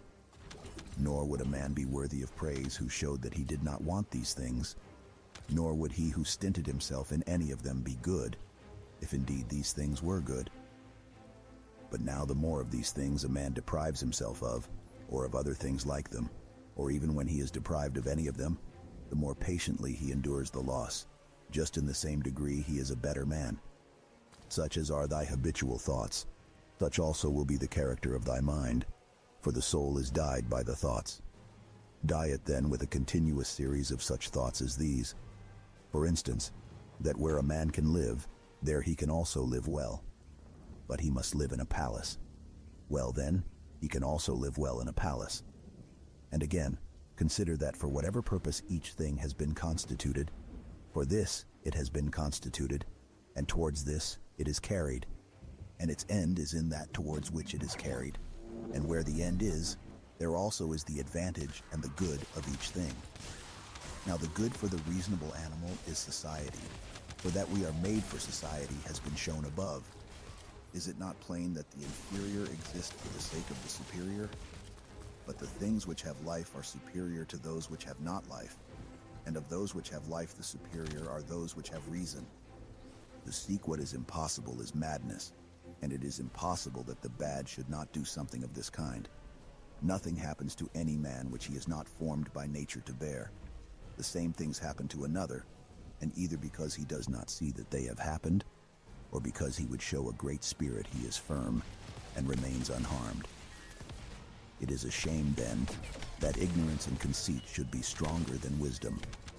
Things themselves touch not the soul, not in the least degree, nor have they admission to the soul, nor can they turn or move the soul. But the soul turns and moves itself alone, and whatever judgments it may think proper to make, Such it makes for itself the things which present themselves to it. In one respect, man is the nearest thing to me, so far as I must do good to men and endure them. But so far as some men make themselves obstacles to my proper acts, man becomes to me one of the things which are indifferent, no less than the sun or wind or a wild beast. Now it is true that these may impede my action, but they are no impediments to my affects and disposition, which have the power of acting conditionally and changing. For the mind converts and changes every hindrance to its activity into an aid, and so that which is a hindrance is made a furtherance to an act, and that which is an obstacle on the road helps us on this road. Reverence that which is best in the universe, and this is that which makes use of all things and directs all things. And in like manner also reverence that which is best in thyself, and this is of the same kind as that. For in thyself also, that which makes use of everything else is this, and thy life is directed by this. That which does no harm to the state does no harm to the citizen. In the case of every appearance of harm, apply this rule: if the state is not harmed by this, neither am I harmed. But if the state is harmed, thou must not be angry with him who does harm to the state. Show him where his error is. Often think of the rapidity with which things pass by and disappear, both the things which are and the things which are produced.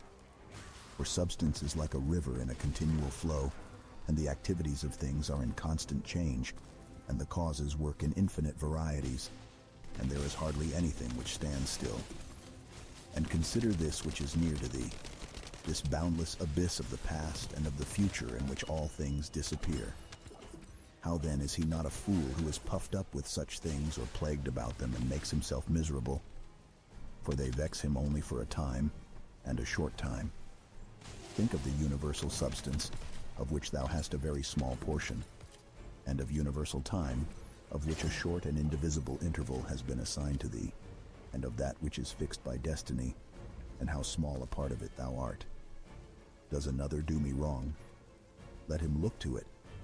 He has his own disposition, his own activity.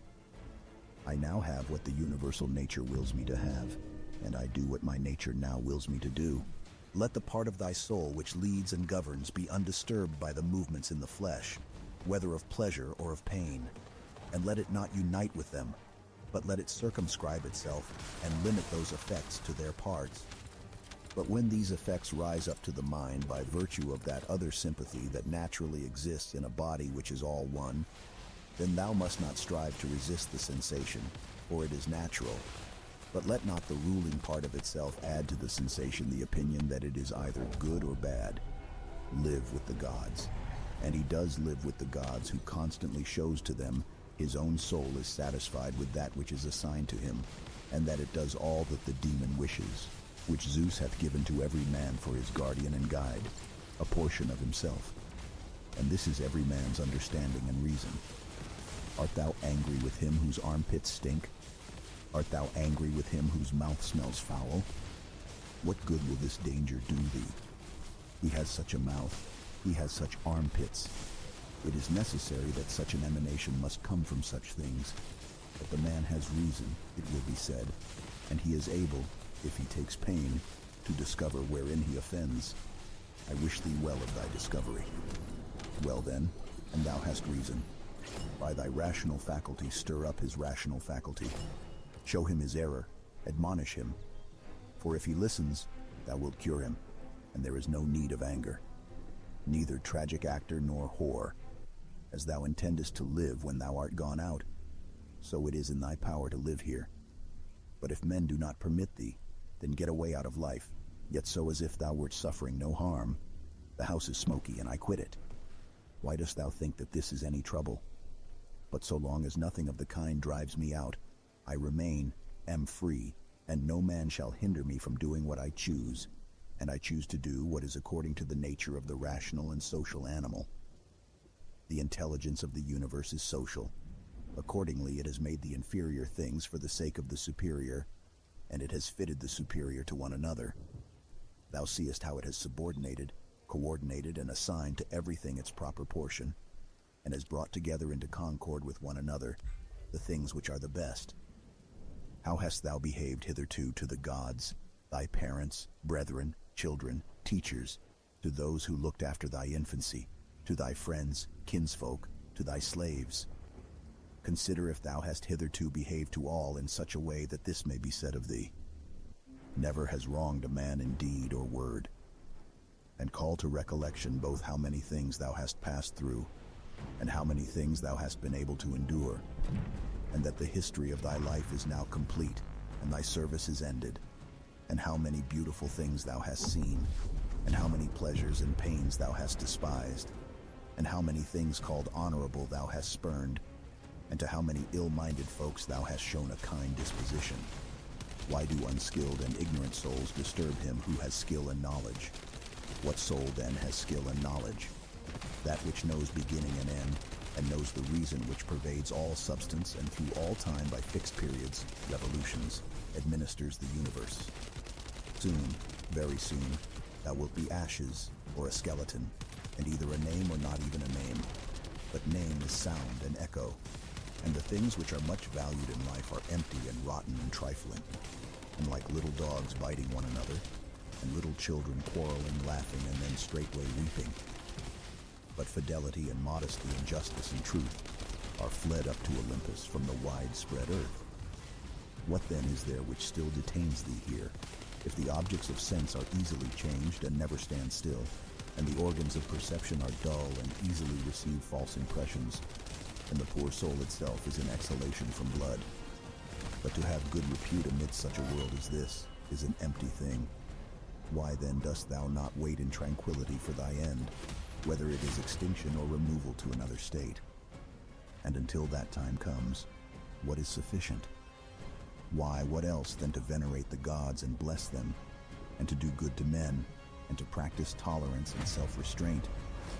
But as to everything which is beyond the limits of the poor flesh and breath, to remember that this is neither thine nor in thy power. Thou canst pass thy life in an equable flow of happiness if thou canst go by the right way and think and act in the right way. These two things are common both to the soul of God and to the soul of man, and to the soul of every rational being, not to be hindered by another, and to hold good to consist in the disposition to justice and the practice of it, and in this to let thy desire find its termination. If this is neither my own badness, nor an effect of my own badness, and the common weal is not injured, why am I troubled about it? And what is the harm to the common weal? Do not be carried along inconsiderately by the appearance of things, but give help to all according to thy ability and their fitness.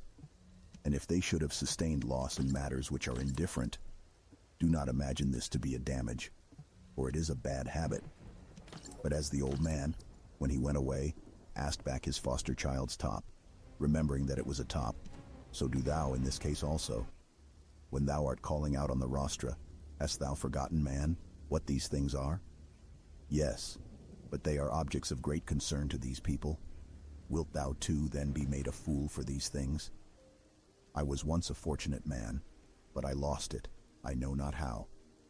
But fortunate means that a man has assigned to himself a good fortune, and a good fortune is good disposition of the soul, good emotions, good actions. Book 6. The substance of the universe is obedient and compliant, and the reason which governs it has in itself no cause for doing evil, for it has no malice, nor does it do evil to anything, nor is anything harmed by it. But all things are made and perfected according to this reason. Let it make no difference to thee whether thou art cold or warm, if thou art doing thy duty, and whether thou art drowsy or satisfied with sleep, and whether ill spoken of or praised, and whether dying or doing something else. For it is one of the acts of life, this act by which we die. It is sufficient then in this act also to do well what we have in hand. Look within. Let neither the peculiar quality of anything nor its value escape thee. All existing things soon change, and they will either be reduced to vapor, if indeed all substance is one, or they will be dispersed. The reason which governs knows what its own disposition is, and what it does, and on what material it works. The best way of avenging thyself is not to become like the wrongdoer. Take pleasure in one thing and rest in it, in passing from one social act to another social act, thinking of God. The ruling principle is that which rouses and turns itself, and while it makes itself such as it is and such as it wills to be, it also makes everything which happens appear to itself to be such as it wills. In conformity to the nature of the universe, every single thing is accomplished. Or certainly it is not in conformity to any other nature that each thing is accomplished, either a nature which externally comprehends this, or a nature which is comprehended within this nature, or a nature external and independent of this. The universe is either a confusion and a mutual involution of things and a dispersion, or it is unity and order and providence. If then it is the former, why do I desire to tarry in a fortuitous combination of things and such a disorder? And why do I care about anything else than how I shall at last become earth? And why am I disturbed? For the dispersion of my elements will happen whatever I do. But if the other supposition is true, I venerate, and I am firm, and I trust in him who governs. When thou hast been compelled by circumstances to be disturbed in a manner, quickly return to thyself, and do not continue out of tune longer than the compulsion lasts. For thou wilt have more mastery over the harmony by continually recurring to it. If thou hadst a stepmother and a mother at the same time, thou wouldst be dutiful to thy stepmother, but still thou wouldst constantly return to thy mother. Let the court and philosophy now be to thee stepmother and mother. Return to philosophy frequently and repose in her, through whom what thou meetest with in the court appears to thee tolerable, and thou appearest tolerable in the court. When we have meat before us and such eatables, we receive the impression that this is the dead body of a fish, and this is the dead body of a bird or of a pig, and again, that this Falernian is only a little grape juice, and this purple robe some sheep's wool dyed with the blood of a shellfish. Such then are these impressions, and they reach the things themselves and penetrate them, and so we see what kind of things they are. Just in the same way ought we to act all through life, and where there are things which appear most worthy of our approbation, we ought to lay them bare and look at their worthlessness and strip them of all the words by which they are exalted. For outward show is a wonderful perverter of the reason, and when thou art most sure that thou art employed about things worth thy pains, it is then that it cheats thee most. Consider then what Crates says of Xenocrates himself. Most of the things which the multitude admire are referred to objects of the most general kind, those which are held together by cohesion or natural organization, such as stones, wood, fig trees, vines, olives. But those which are admired by men who are a little more reasonable are referred to the things which are held together by a living principle, as flocks, herds. Those which are admired by men who are still more instructed are the things which are held together by a rational soul, not however a universal soul, but rational so far as it is a soul skilled in some art, or expert in some other way, or simply rational so far as it possesses a number of slaves. But he who values rational soul, a soul universal and fitted for political life, regards nothing else except this. And above all things, he keeps his soul in a condition and in an activity conformable to reason and social life, and he cooperates to this end with those who are of the same kind as himself. Some things are hurrying into existence, and others are hurrying out of it. And of that which is coming into existence, part is already extinguished. Motions and changes are continually renewing the world, just as the uninterrupted course of time is always renewing the infinite duration of ages. In this flowing stream, then, on which there is no abiding, what is there of the things which hurry by on which a man would set a high price? It would be just as if a man should fall in love with one of the sparrows which fly by, but it has already passed out of sight. Something of this kind is the very life of every man, like the exhalation of the blood and the respiration of the air. For such as it is to have once drawn in the air and to have given it back, which we do every moment, just the same is it with the whole respiratory power, which thou didst receive at thy birth yesterday and the day before, to give it back to the element from which thou didst first draw it. Neither is transpiration, as in plants, a thing to be valued, nor respiration, as in domesticated animals and wild beasts, nor the receiving of impressions by the appearances of things, nor being moved by desires as puppets by strings, nor assembling in herds, nor being nourished by food. For this is just like the act of separating and parting with the useless part of our food. What then is worth being valued? To be received with clapping of hands? No, neither must we value the clapping of tongues, for the praise which comes from the many is a clapping of tongues. Suppose then that thou hast given up this worthless thing called fame, what remains that is worth valuing?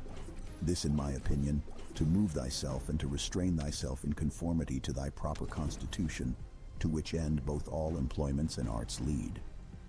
For every art aims at this, that the thing which has been made should be adapted to the work for which it has been made. And both the vine planter who looks after the vine, and the horsebreaker, and he who trains the dog, seek this end. But the education and the teaching of youth aim at something. In this then is the value of the education and the teaching. And if this is well, thou wilt not seek anything else. Wilt thou not cease to value many other things too? Then thou wilt be neither free, nor sufficient for thy own happiness, nor without passion. For of necessity thou must be envious, jealous, and suspicious of those who can take away those things, and plot against those who have that which is valued by thee.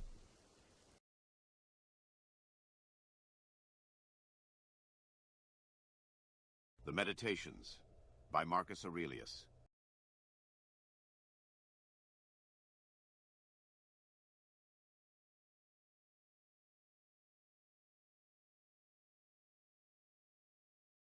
Already.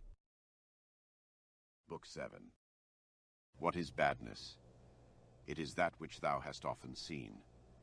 And on the occasion of everything which happens, keep this in mind, that it is that which thou hast often seen. Everywhere up and down thou wilt find the same things, with which the old histories are filled, those of the Middle Ages and those of our own day, with which cities and houses are filled now. There is nothing new. All things are both familiar and short-lived. How can our principles become dead, unless the impressions, thoughts, which correspond to them are extinguished? But it is in thy power continuously to fan these thoughts into a flame.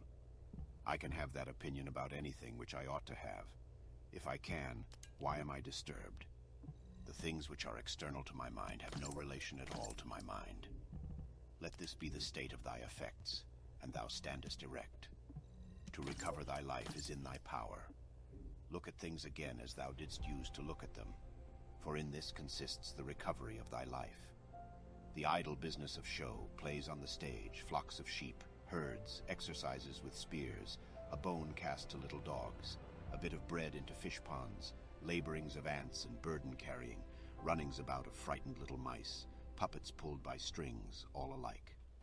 It is thy duty then in the midst of such things to show good humor and not a proud air, to understand, however, that every man is worth just so much as the things are worth about which he busies himself. In discourse thou must attend to what is said, and in every movement thou must observe what is doing. And in the one thou shouldst see immediately to what end it refers, but in the other watch carefully what is the thing signified. Is my understanding sufficient for this or not? If it is sufficient, I use it for the work as an instrument given by the universal nature. But if it is not sufficient, then either I retire from the work and give way to him who is able to do it better, unless there be some reason why I ought not to do so, or I do it as well as I can, taking to help me the man who with the aid of my ruling principle can do what is now fit and useful for the general good. For whatsoever either by myself or with another I can do, ought to be directed to this only, to that which is useful and well suited to society. How many after being celebrated by fame have been given up to oblivion, and how many who have celebrated the fame of others have long been dead?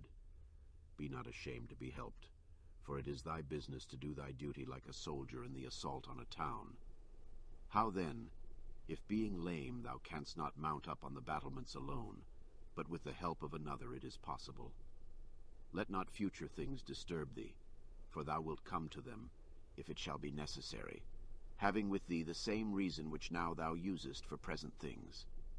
All things are implicated with one another, and the bond is holy, and there is hardly anything unconnected with any other thing. For things have been coordinated, and they combine to form the same universe, order. For there is one universe made up of all things, and one God who pervades all things, and one substance and one law, one common reason in all intelligent animals, and one truth. If indeed there is also one perfection for all animals which are of the same stock and participate in the same reason, everything material soon disappears in the substance of the whole, and everything formal, causal, is very soon taken back into the universal reason, and the memory of everything is very soon overwhelmed in time. To the rational animal the same act is according to nature and according to reason. Be thou erect, or be made erect. Just as it is with the members in those bodies which are united in one, so it is with rational beings which exist separate, for they have been constituted for one cooperation. And the perception of this will be more apparent to thee if thou often sayest to thyself that I am a member, melos, of the system of rational beings. But if, using the letter R, thou sayest that thou art a part, meros, thou dost not yet love men from thy heart. Beneficence does not yet delight thee for its own sake. Thou still doest it barely as a thing of propriety, and not yet as doing good to thyself. Let there fall externally what will on the parts which can feel the effects of this fall. For those parts which have felt will complain if they choose. But I, unless I think that what has happened is an evil, am not injured. And it is in my power not to think so. Whatever anyone does or says, I must be good. Just as if the gold or the emerald or the purple were always saying this, whatever anyone does or says, I must be emerald and keep my color. The ruling faculty does not disturb itself. I mean, does not frighten itself or cause itself pain. But if anyone else can frighten or pain it, let him do so. For the faculty itself will not by its own opinion turn itself into such ways. Let the body itself take care, if it can, that is, suffer nothing, and let it speak, if it suffers. But the soul itself, that which is subject to fear, to pain, which has completely the power of forming an opinion about these things, will suffer nothing, for it will never deviate into such a judgment. The leading principle in itself wants nothing, unless it makes a want for itself, and therefore it is both free from perturbation and unimpeded, if it does not disturb and impede itself. Eudaimonia, happiness, is a good demon or a good thing. What then art thou doing here, O imagination? Go away, I entreat thee by the gods, as thou didst come, for I want thee not. But thou art come according to thy old fashion. I am not angry with thee, only go away. Is any man afraid of change? Why, what can take place without change? What then is more pleasing or more suitable to the universal nature? And canst thou take a bath unless the wood undergoes a change? And canst thou be nourished unless the food undergoes a change? And can anything else that is useful be accomplished without change? Dost thou not see then that for thyself also to change is just the same and equally necessary for the universal nature? Through the universal substance, as through a furious torrent, all bodies are carried, being by their nature united with and cooperating with the whole, as the parts of our body with one another. How many a Chrysippus, how many a Socrates, how many an Epictetus has time already swallowed up? And let the same thought occur to thee with reference to every man and thing. One thing only troubles me, lest I should do something which the constitution of man does not allow, or in the way which it does not allow, or what it does not allow now. Near is thy forgetfulness of all things, and near the forgetfulness of thee by all. It is peculiar to man to love even those who do wrong. And this happens, if when they do wrong it occurs to thee that they are kinsmen, and that they do wrong through ignorance and unintentionally, and that soon both of you will die. And above all, that the wrongdoer has done thee no harm, for he has not made thy ruling faculty worse than it was before. The universal nature out of the universal substance, as if it were wax, now molds a horse, and when it has broken this up, it uses the material for a tree, then for a man, then for something else, and each of these things subsists for a very short time. But it is no hardship for the vessel to be broken up, just as there was none in its being fastened together. A scowling look is altogether unnatural. When it is often assumed, the result is that all comeliness dies away, and at last is so completely extinguished that it cannot be again lighted up at all. Try to conclude from this very fact that it is contrary to reason. For if even the perception of doing wrong shall depart, what reason is there for living any longer? Nature which governs the whole will soon change all things which thou seest, and out of their substance will make other things, and again other things from the substance of them. in order that the world may be ever new. When a man has done thee any wrong, immediately consider with what opinion about good or evil he has done wrong. For when thou hast seen this, thou wilt pity him, and wilt neither wonder nor be angry. For either thou thyself thinkest the same thing to be good that he does, or another thing of the same kind. It is thy duty then to pardon him. But if thou dost not think such things to be good or evil, thou wilt more readily be well disposed to him who is in error. Think not so much of what thou hast not, as of what thou hast, but of the things which thou hast select the best, and then reflect how eagerly they would have been sought, if thou hadst them not. At the same time, however, take care that thou dost not, through being so pleased with them, accustom thyself to overvalue them, so as to be disturbed if ever thou shouldst not have them. Retire into thyself. The rational principle which rules has this nature, that it is content with itself when it does what is just, and so secures tranquility. Wipe out the imagination. Stop the pulling of the strings. Confine thyself to the present. Understand well what happens either to thee or to another. Divide and distribute every object into the causal, formal, and the material. Think of thy last hour. Let the wrong which is done by a man stay there where the wrong was done. Another may be more expert in casting his opponent, but he is not more social, nor more modest, nor better disciplined to meet all that happens, nor more considerate with respect to the faults of his neighbors. Where any work can be done conformably to the reason which is common to gods and men, there we have nothing to fear. For where we are able to get profit by means of the activity which is successful and proceeds according to our constitution, there no harm is to be suspected. Everywhere and at all times it is in thy power piously to acquiesce in thy present condition, and to behave justly to those who are about thee, and to exert thy skill upon thy present thoughts, that nothing shall steal into them without being well examined. Do not look around thee to discover other men's ruling principles, but look straight to this, to what nature leads thee, both the universal nature through the things which happen to thee, and thy own nature through the acts which must be done by thee. But every being ought to do that which is according to its constitution, and all other things have been constituted for the sake of rational beings, just as among irrational things the inferior for the sake of the superior, but the rational for the sake of one another.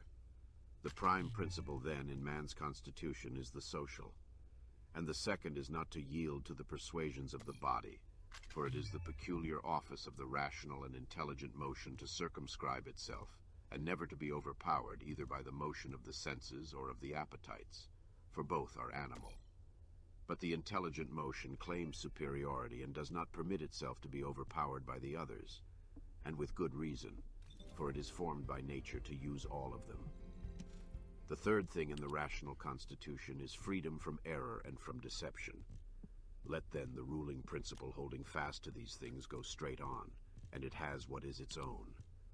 Consider thyself to be dead, and to have completed thy life up to the present time, and live according to nature the remainder which is allowed thee. Love that only which happens to thee and is spun with the thread of thy destiny. For what is more suitable?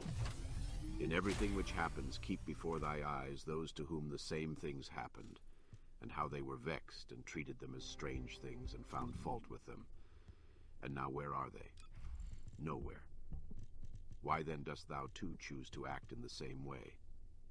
And why dost thou not leave these agitations which are foreign to nature, to those who cause them and those who are moved by them? And why art thou not altogether intent upon the right way of making use of the things which happen to thee? For then thou wilt use them well, and they will be a material for thee to work on. Only attend to thyself, and resolve to be a good man in every act which thou doest. And remember, look within. Within is the fountain of good, and it will ever bubble up, if thou wilt ever dig. The body ought to be compact, and to show no irregularity either in motion or attitude. For what the mind shows in the face by maintaining in it the expression of intelligence and propriety, that ought to be required also in the whole body. But all of these things should be observed without affectation. The art of life is more like the wrestler's art than the dancer's, in respect of this, that it should stand ready and firm to meet onsets which are sudden and unexpected. Constantly observe who those are whose approbation thou wishest to have, and what ruling principles they possess. For then thou wilt neither blame those who offend involuntarily, nor wilt thou want their approbation, if thou lookest to the sources of their opinions and appetites. Every soul, the philosopher says, is involuntarily deprived of truth. Consequently, in the same way, it is deprived of justice and temperance and benevolence and everything of the kind.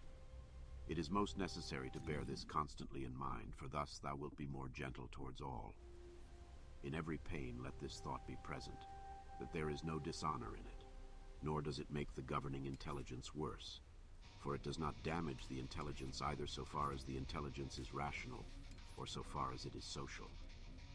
Indeed, in the case of most pains, let this remark of Epicurus aid thee, that pain is neither intolerable nor everlasting, if thou bearest in mind that it has its limits, and if thou addest nothing to it in imagination. And remember this too, that we do not perceive that many things which are disagreeable to us are the same as pain, such as excessive drowsiness, and the being scorched by heat, and the having no appetite. When then thou art discontented about any of these things, say to thyself that thou art yielding to pain. Take care not to feel towards the inhuman as they feel towards men. How do we know if Telauges was not superior in character to Socrates? For it is not enough that Socrates died a more noble death, and disputed more skillfully with the sophists, and passed the night in the cold with more endurance, and that when he was bid to arrest Leon of Salamis, he considered it more noble to refuse, and that he walked in a swaggering way in the streets, though as to this fact one may have great doubts if it was true. But we ought to inquire what kind of a soul it was that Socrates possessed, and if he was able to be content with being just towards men and pious towards the gods, neither idly vexed on account of men's villainy, nor yet making himself a slave to any man's ignorance, nor receiving as strange anything that fell to his share out of the universal, nor enduring it as intolerable, nor allowing his understanding to sympathize with the effects of the miserable flesh. Nature has not so mingled the intelligence with the composition of the body, as not to have allowed thee the power of circumscribing thyself, and of bringing under subjection to thyself all that is thy own. For it is very possible to be a divine man, and to be recognized as such by no one. Always bear this in mind. And another thing too, that very little indeed is necessary for living a happy life. And because thou hast despaired of becoming a dialectician and skilled in the knowledge of nature, do not for this reason renounce the hope of being both free and modest and social and obedient to God. It is in thy power to live free from all compulsion in the greatest tranquility of mind, even if all the world cry out against thee as much as they choose, and even if wild beasts tear in pieces the members of this needed matter which has grown around thee. For what hinders the mind in the midst of all this from maintaining itself in tranquility, and in a just judgment of all surrounding things, and in a ready use of the objects which are presented to it, so that the judgment may say to the thing which falls under its observation, this thou art in substance, reality, though in men's opinion thou mayest appear to be of a different kind. And the use shall say to that which falls under the hand, thou art the thing that I was seeking. For to me that which presents itself is always a material for virtue both rational and political, and in a word for the exercise of art, which belongs to man or God. For everything which happens has a relationship either to God or man, and is neither new nor difficult to handle, but usual and apt matter to work on. The perfection of moral character consists in this, in passing every day as the last, and in being neither violently excited nor torpid nor playing the hypocrite. The gods who are immortal are not vexed, because during so long a time they must tolerate continually men such as they are, and so many of them bad. And besides this, they also take care of them in all ways. But thou, who art destined to end so soon, art thou wearied of enduring the bad, and this too when thou art one of them? It is a ridiculous thing for a man not to fly from his own badness, which is indeed possible, but to fly from other men's badness, which is impossible. Whatever the rational and political, social faculty finds to be neither intelligent nor social, it properly judges to be inferior to itself. When thou hast done a good act and another has received it, why dost thou look for a third thing besides these, as fools do, either to have the reputation of having done a good act or to obtain a return?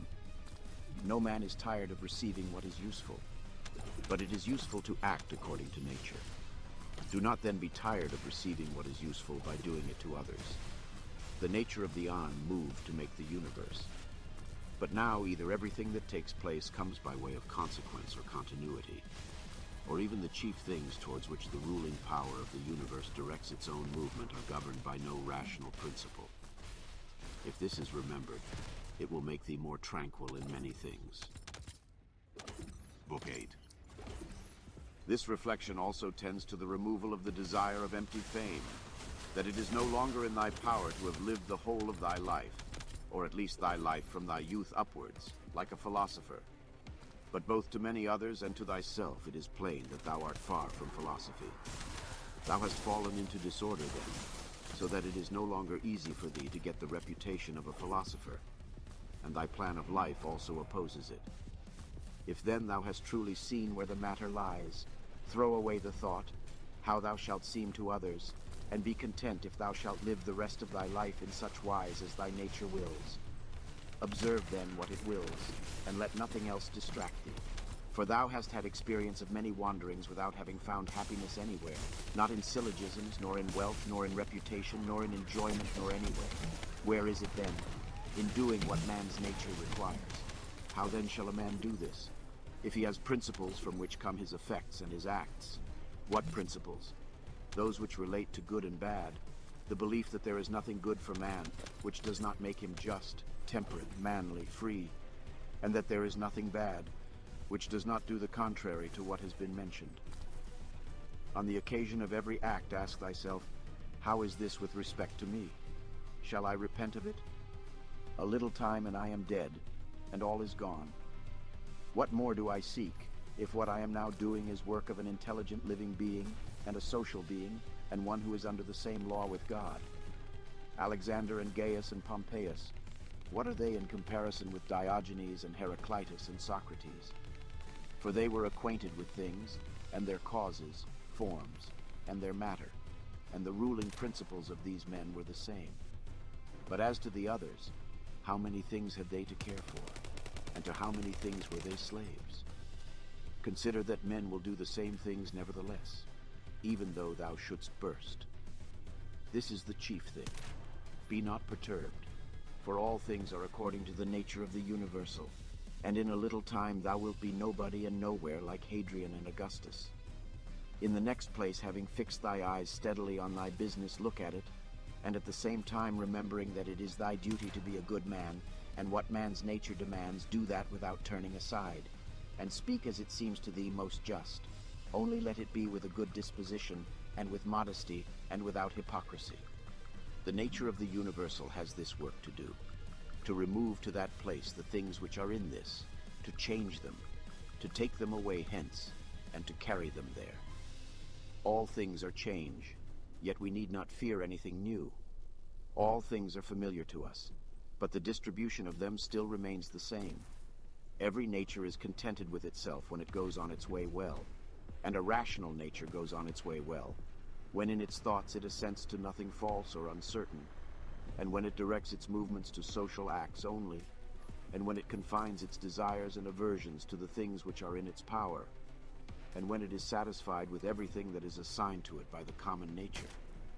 For of this common nature every particular nature is a part, as the nature of the leaf is a part of the nature of the plant, except that in the plant the nature of the leaf is part of a nature which has not perception or reason, and is subject to be impeded. But the nature of man is part of a nature which is not subject to impediments, and is intelligent and just, since it gives to everything in equal portions and according to its worth, times, substance, cause, form, activity, and incident. But examine, not to discover that any one thing compared with any other single thing is equal in all respects, but by taking all the parts together of one thing, and comparing them with all the parts together of another. Thou hast not leisure or ability to read, but thou hast leisure or ability to check arrogance. Thou hast leisure to be superior to pleasure and pain. Thou hast leisure to be superior to love of fame, and not to be vexed at stupid and ungrateful people, nay, even to care for them. Let no man any longer hear thee finding fault with the court life or with thy own. Repentance is a kind of self-reproof for having neglected something useful. But that which is good must be something useful, and the perfect good man should look after it. But no such man would ever repent of having refused any sensual pleasure. Pleasure, then, is neither good nor useful. This thing, what is it in itself, in its own constitution? What is its substance and material? And what its causal nature, or form? And what is it doing in the world? And how long does it subsist? When thou risest from sleep with reluctance, remember that it is according to thy constitution and according to human nature to perform social acts. But sleeping is common also to irrational animals. But that which is according to each individual's nature is also more peculiarly its own, and more suitable to its nature, and indeed also more agreeable. Constantly, and if it be possible, on the occasion of every impression on the soul, apply to it the principles of physic, of ethic, and of dialectic. Whatever man thou meetest with, immediately say to thyself, what opinions has this man about good and bad? For if with respect to pleasure and pain and the causes of each, and with respect to fame and ignominy, death and life, he has such and such opinions, it will seem nothing wonderful or strange to me if he does such and such things. And I shall bear in mind that he is compelled to do so. Remember that as it is a shame to be surprised if the fig tree produces figs, so it is to be surprised if the world produces such and such things of which it is productive. And for the physician and the helmsman, it is a shame to be surprised if a man has a fever, or if the wind is unfavorable. Remember that to change thy opinion and to follow him who corrects thy error is as consistent with freedom as it is to persist in thy error. For it is thy own, the activity which is exerted according to thy own movement and judgment, and indeed according to thy own understanding too. If a thing is in thy own power, why dost thou do it? But if it is in the power of another, whom dost thou blame? The atoms, chance, or the gods? Both are foolish. Thou must blame nobody. For if thou canst, correct that which is the cause. But if thou canst not do this, correct at least the thing itself. But if thou canst not do even this, of what use is it to thee to find fault? For nothing should be done without a purpose. That which has died falls not out of the universe.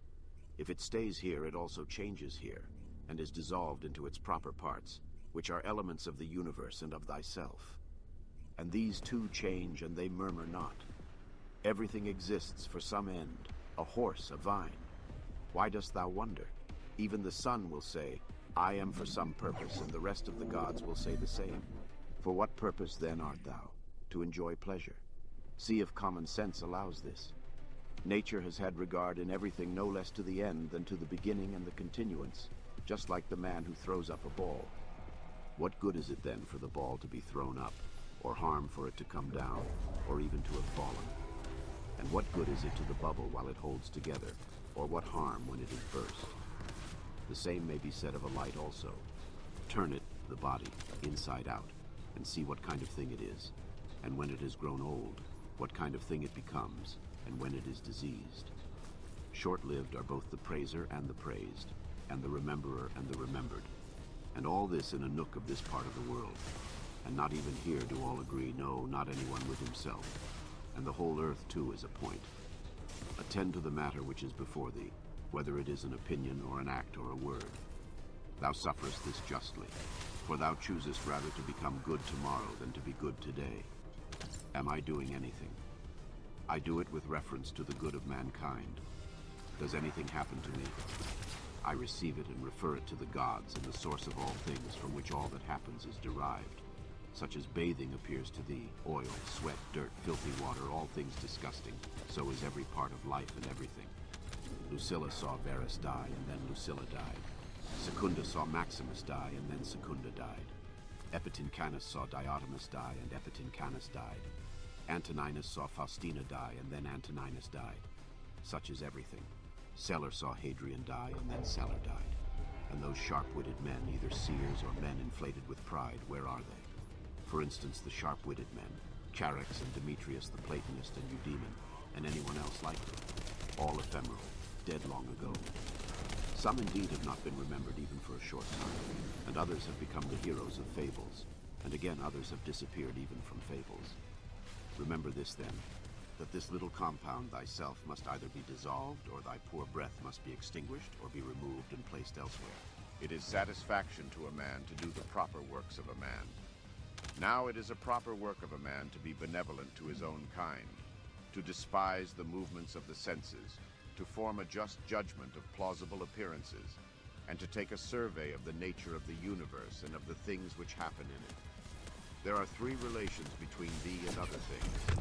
The one to the body which surrounds thee, the second to the divine cause from which all things come to all, and the third to those who live with thee.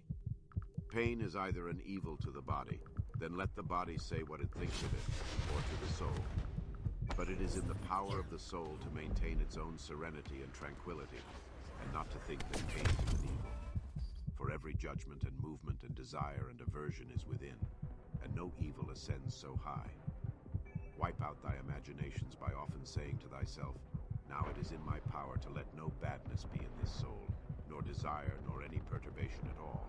But looking at all things, I see what is their nature, and I use each according to its value. Remember this power which thou hast from nature. Speak both in the Senate and to every man, whoever he may be, appropriately, not with any affectation. Use plain discourse. Augustus's court, wife, daughter, descendants, ancestors, sister, Agrippa, kinsmen, intimates, friends, Aurelius, Maecenas, physicians, and sacrificing priests. The whole court is dead. Then turn to the rest, not considering the death of a single man, but of a whole race, as of the Pompeii, and that which is inscribed on the tombs, the last of his race. Then consider what trouble those before them have had, that they might leave a successor. And then, that of necessity, someone must be the last. Again, here consider the death of a whole race.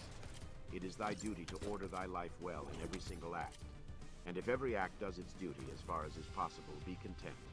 And no one is able to hinder thee, so that each act shall not do its duty. But something external will stand in the way. Nothing will stand in the way of thy acting justly and soberly and considerately. But perhaps some other active power will be hindered. Well, but by acquiescing in the hindrance and by being content to transfer thy efforts to that which is allowed, another opportunity of action is immediately put before thee in place of that which was hindered, and one which will adapt itself to this ordering of which we are speaking. Receive wealth or prosperity without arrogance, and be ready to let it go. If thou didst ever see a hand cut off, or a foot or a head, lying anywhere apart from the rest of the body, such does a man make himself as far as he can, who is not content with what happens, and separates himself from others, or does anything unsocial. Suppose that thou hast detached thyself from the natural unity, for thou wast made by nature apart, but now thou hast cut thyself off. Yet here there is this beautiful provision, that it is in thy power again to unite thyself. God has allowed this to no other part, after it has been separated and cut asunder, to come together again. But consider the kindness by which he has distinguished man, for he has put it in his power not to be separated at all from the universal, and when he has been separated, he has allowed him to return and to be united, and to resume his place as a part. As the nature of the universal has given to every rational being all the other powers that it has, so we have received from it this power also. For as the universal nature converts and fixes in its predestined place everything which stands in the way and opposes it, and makes such things a part of itself, so also the rational animal is able to make every hindrance its own material, and to use it for such purposes as it may have designed. Do not disturb thyself by thinking of the whole of thy life. Let not thy thoughts at once embrace all the various troubles which thou mayest expect to befall thee, but on every occasion ask thyself, what is there in this which is intolerable and past bearing? For thou wilt be ashamed to confess. In the next place remember that neither the future nor the past pains thee, but only the present. But this is reduced to a very little if thou only circumscribest it, and chidest thy mind if it is unable to hold out against even this. Does Panthea or Pergamus now sit by the tomb of Verus? Does Corius or Diotimus sit by the tomb of Hadrian? That would be ridiculous. Well, suppose they did sit there, would the dead be conscious of it? And if the dead were conscious, would they be pleased? And if they were pleased, would that make them immortal? Was it not in the order of destiny that these persons too should first become old women and old men and then die? What then would those do after these were dead? All this is foul smell and blood in a bag. If thou canst see sharp, look and judge wisely, says the philosopher. In the constitution of the rational animal, I see no virtue which is opposed to justice, but I see a virtue which is opposed to love of pleasure, and that is temperance. If thou takest away thy opinion about that which appears to give thee pain, thou thyself standest in perfect security. Who is this self? The reason. But I am not reason. Be it so. Let then the reason itself not trouble itself. But if any other part of thee suffers, let it have its own opinion about itself. Hindrance to the perceptions of sense is an evil to the animal nature. Hindrance to the movements, desires, is equally an evil to the animal nature. And something else also is equally an impediment and an evil to the constitution of plants. So then that which is a hindrance to the intelligence is an evil to the intelligent nature. Apply all these things then to thyself. Does pain or sensuous pleasure affect thee? The senses will look to that. Has any obstacle opposed thee in thy efforts towards an object? If indeed thou wast making this effort absolutely, unconditionally, or without any reservation, certainly this obstacle is an evil to be considered as a rational animal. But if thou takest into consideration the usual course of things, thou hast not yet been injured nor even impeded. The things, however, which are proper to the understanding no other man is used to impede, for neither fire nor iron nor tyrant nor abuse touches it in any way. When it has been made a sphere, it continues a sphere. It is not fit that I should give myself pain, for I have never intentionally given pain even to another. Different things delight different people, but it is my delight to keep the ruling faculty sound without turning away either from any man or from any of the things which happen to men, but looking at and receiving all with welcome eyes and using everything according to its value. See that thou secure this present time to thyself. For those who rather pursue posthumous fame do consider that the men of aftertime will be exactly such as these whom they cannot bear now, and both are mortal. And what is it in any way to thee if these men of aftertime utter this or that sound, or have this or that opinion about thee? Take me and cast me where thou wilt, for there I shall keep my divine part tranquil, that is content, if it can feel and act conformably to its proper constitution. Is this change of place sufficient reason why my soul should be unhappy and worse than it was, depressed, expanded, shrinking, affrighted? And what wilt thou find which is sufficient reason for this? Nothing can happen to any man which is not a human accident, nor to an ox which is not according to the nature of an ox, nor to a vine which is not according to the nature of a vine, nor to a stone which is not proper to a stone. If then there happens to each thing both what is usual and natural, why shouldst thou complain? For the common nature brings nothing which may not be borne by thee. If thou art pained by any external thing, it is not this thing that disturbs thee, but thy own judgment about it. And it is in thy power to wipe out this judgment now. But if anything in thy own disposition gives thee pain, who hinders thee from correcting thy opinion? And even if thou art pained because thou art not doing some particular thing which seems to thee to be right, why dost thou not rather act than complain? But some insuperable obstacle is in the way. Do not be grieved then, for the cause of its not being done depends not on thee. But it is not worthwhile to live if this cannot be done. Take thy departure then from life contentedly, just as he dies who is in full activity, and well pleased too with the things which are obstacles. Remember that the ruling faculty is invincible. When self-collected, it is satisfied with itself. If it does nothing which it does not choose to do, even if it resist from mere obstinacy, what then will it be when it forms a judgment about anything aided by reason and deliberately? Therefore the mind, which is free from passions, is a citadel, for man has nothing more secure to which he can fly for refuge, and for the future be inexpugnable. He then who has not seen this is an ignorant man, but he who has seen it and does not fly to this refuge is unhappy. Say nothing more to thyself than what the first appearances report. Suppose that it has been reported to thee that a certain person speaks ill of thee. This has been reported, but that thou hast been injured, that has not been reported. I see that my child is sick. I do see, but that he is in danger I do not see. Thus then always abide by the first appearances, and add nothing thyself from within, and then nothing happens to thee. Or rather add something, like a man who knows everything that happens in the world. A cucumber is bitter. Throw it away. There are briars in the road. Turn aside from them. This is enough. Do not add. And why were such things made in the world? For thou wilt be ridiculed by a man who is acquainted with nature, as thou wouldst be ridiculed by a carpenter and shoemaker if thou didst find fault because thou seest in their workshop shavings and cuttings from the things which they make. And yet they have places into which they can throw these shavings and cuttings, and the universal nature has no external space.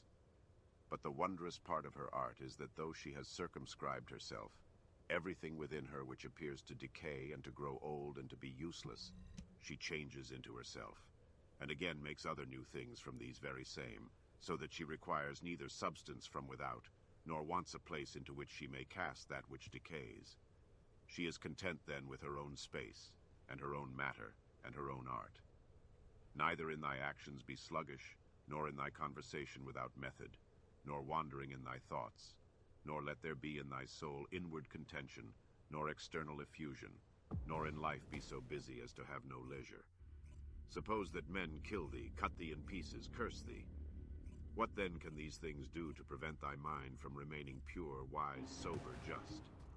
For instance, if a man should stand by a limpid, pure spring and curse it, the spring never ceases sending up potable water, and if he should cast clay into it or filth, it will speedily disperse them and wash them out, and will not be at all polluted. How then shalt thou possess a perpetual fountain and not a mere well? By forming thyself hourly to freedom conjoined with contentment, simplicity, and modesty. He who does not know what the world is does not know where he is, and he who does not know for what purpose the world exists does not know who he is, nor what the world is. But he who has failed in any one of these things could not even say for what purpose he exists himself. What then dost thou think of him who avoids or seeks the praise of those who applaud, of men who know not either where they are or who they are? Dost thou wish to be praised by a man who curses himself thrice every hour? Wouldst thou wish to please a man who does not please himself? Does a man please himself who repents of nearly everything that he does? No longer let thy breathing only act in concert with the air which surrounds thee, but let thy intelligence also now be in harmony with the intelligence which embraces all things. For the intelligent power is no less diffused in all parts and pervades all things for him who is willing to draw it to him than the aerial power for him who is able to respire. Generally, wickedness does no harm at all to the universe, and particularly, the wickedness of one man does no harm to another. It is only harmful to him who has it in his power to be released from it, as soon as he shall choose. To my own free will, the free will of my neighbor is just as indifferent as his poor breath and flesh. For though we are made especially for the sake of one another, still the ruling power of each of us has its own office. For otherwise my neighbor's wickedness would be my harm, which God has not willed in order that my unhappiness may not depend on another. The sun appears to be poured down, and in all directions indeed it is diffused, yet it is not effused. For this diffusion is extension. Accordingly its rays are called extensions, actines, because they are extended, apo tu ektenestai. But one may judge what kind of a thing a ray is, if he looks at the sun's light passing through a narrow opening into a darkened room, for it is extended in a right line, and as it were is divided when it deals with any solid body which stands in the way and intercepts the air beyond. But there the light remains fixed, and does not fly or fall off. Such then ought to be the outpouring and diffusion of the understanding, and it should in no way be an effusion, but an extension, and it should make no violent or impetuous collision with the obstacles which are in its way, nor yet fall down, but be fixed and enlighten that which receives it. For a body will deprive itself of the illumination if it does not admit it. He who fears death either fears the loss of sensation, or a different kind of sensation. But if thou shalt have no sensation, neither wilt thou feel any harm.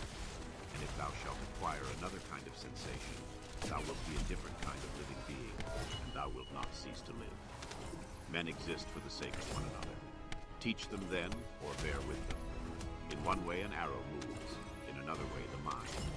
The mind indeed, both when it exercises caution and when it is employed about inquiry, moves straight onward not the less, and to its object. Enter into every man's ruling faculty, and also let every other man enter into thine. Book 9. He who acts unjustly acts impiously. For since the universal nature has made rational animals for the sake of one another to help one another according to their deserts, but in no way to injure one another, He who transgresses her will is clearly guilty of impiety towards the highest divinity. And he too who lies is guilty of impiety to the same divinity. For the universal nature is the nature of things that are, and things that are have a relation to all things that come into existence. And further, this universal nature is named truth, and is the prime cause of all things that are true. He then who lies intentionally is guilty of impiety inasmuch as he acts unjustly by deceiving, and he also who lies unintentionally, inasmuch as he is at variance with the universal nature, and inasmuch as he disturbs the order by fighting against the nature of the world. For he fights against it, who is moved of himself to that which is contrary to truth. For he had received powers from nature through the neglect of which he is not able now to distinguish falsehood from truth. And indeed, he who pursues pleasure as good and avoids pain as evil is guilty of impiety. For of necessity such a man must often find fault with the universal nature, alleging that it assigns things to the bad and the good contrary to their deserts, because frequently the bad are in the enjoyment of pleasure and possess the things which procure pleasure, but the good have pain for their share, and the things which cause pain. And further, he who is afraid of pain will sometimes also be afraid of some of the things which will happen in the world, and even this is impiety. And he who pursues pleasure will not abstain from injustice, and this is plainly impiety. Now with respect to the things towards which the universal nature is equally affected, for it would not have made both, unless it was equally affected towards both. Towards these, they who wish to follow nature should be of the same mind with it, and equally affected. With respect to pain, then, and pleasure, or death and life, or honor and dishonor, which the universal nature employs equally, whoever is not equally affected is manifestly acting impiously. And I say that the universal nature employs them equally, instead of saying that they happen alike to those who are produced in continuous series, and to those who come after them by virtue of a certain original movement of providence, according to which it moved from a certain beginning to this ordering of things, having conceived certain principles of the things which were to be, and having determined powers productive of beings and of changes and of such like successions. It would be a man's happiest lot to depart from mankind without having had any taste of lying and hypocrisy and luxury and pride. However, to breathe out one's life when a man has had enough of these things is the next best voyage, as the saying is. Hast thou determined to abide in vice, and has not experience yet induced thee to fly from this pestilence? For the destruction of the understanding is a pestilence, much more indeed than any such corruption and change of this atmosphere which surrounds us. For this corruption is a pestilence of animals so far as they are animals, but the other is a pestilence of men so far as they are men.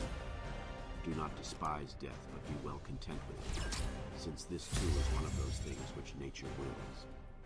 For such as it is to be young and to grow old, and to increase and to reach maturity, and to have teeth and beard and gray hairs, and to beget, and to be pregnant and to bring forth, and all the other natural operations which the seasons of thy life bring, such also is dissolution. This then is consistent with the character of a reflecting man, to be neither careless nor impatient nor contemptuous with respect to death, but to wait for it as one of the operations of nature. As thou now waitest for the time when the child shall come out of thy wife's womb, so be ready for the time when thy soul shall fall out of this envelope. But if thou requirest also a vulgar kind of comfort which shall reach thy heart, thou wilt be made best reconciled to death by observing the objects from which thou art going to be removed, and the morals of those with whom thy soul will no longer be mingled. For it is no way right to be offended with men, but it is thy duty to care for them and to bear with them gently, and yet to remember that thy departure will be not from men who have the same principles as thyself. For this is the only thing, if there be any, which could draw us the contrary way and attach us to life, to be permitted to live with those who have the same principles as ourselves. But now thou seest how great is the trouble arising from the discordance of those who live together, so that thou mayest say, Come quick, O death, lest perchance I too should forget myself. He who does wrong against himself. He who acts unjustly to himself because he makes himself bad. He often acts unjustly who does not do a certain thing, not only he who does a certain thing.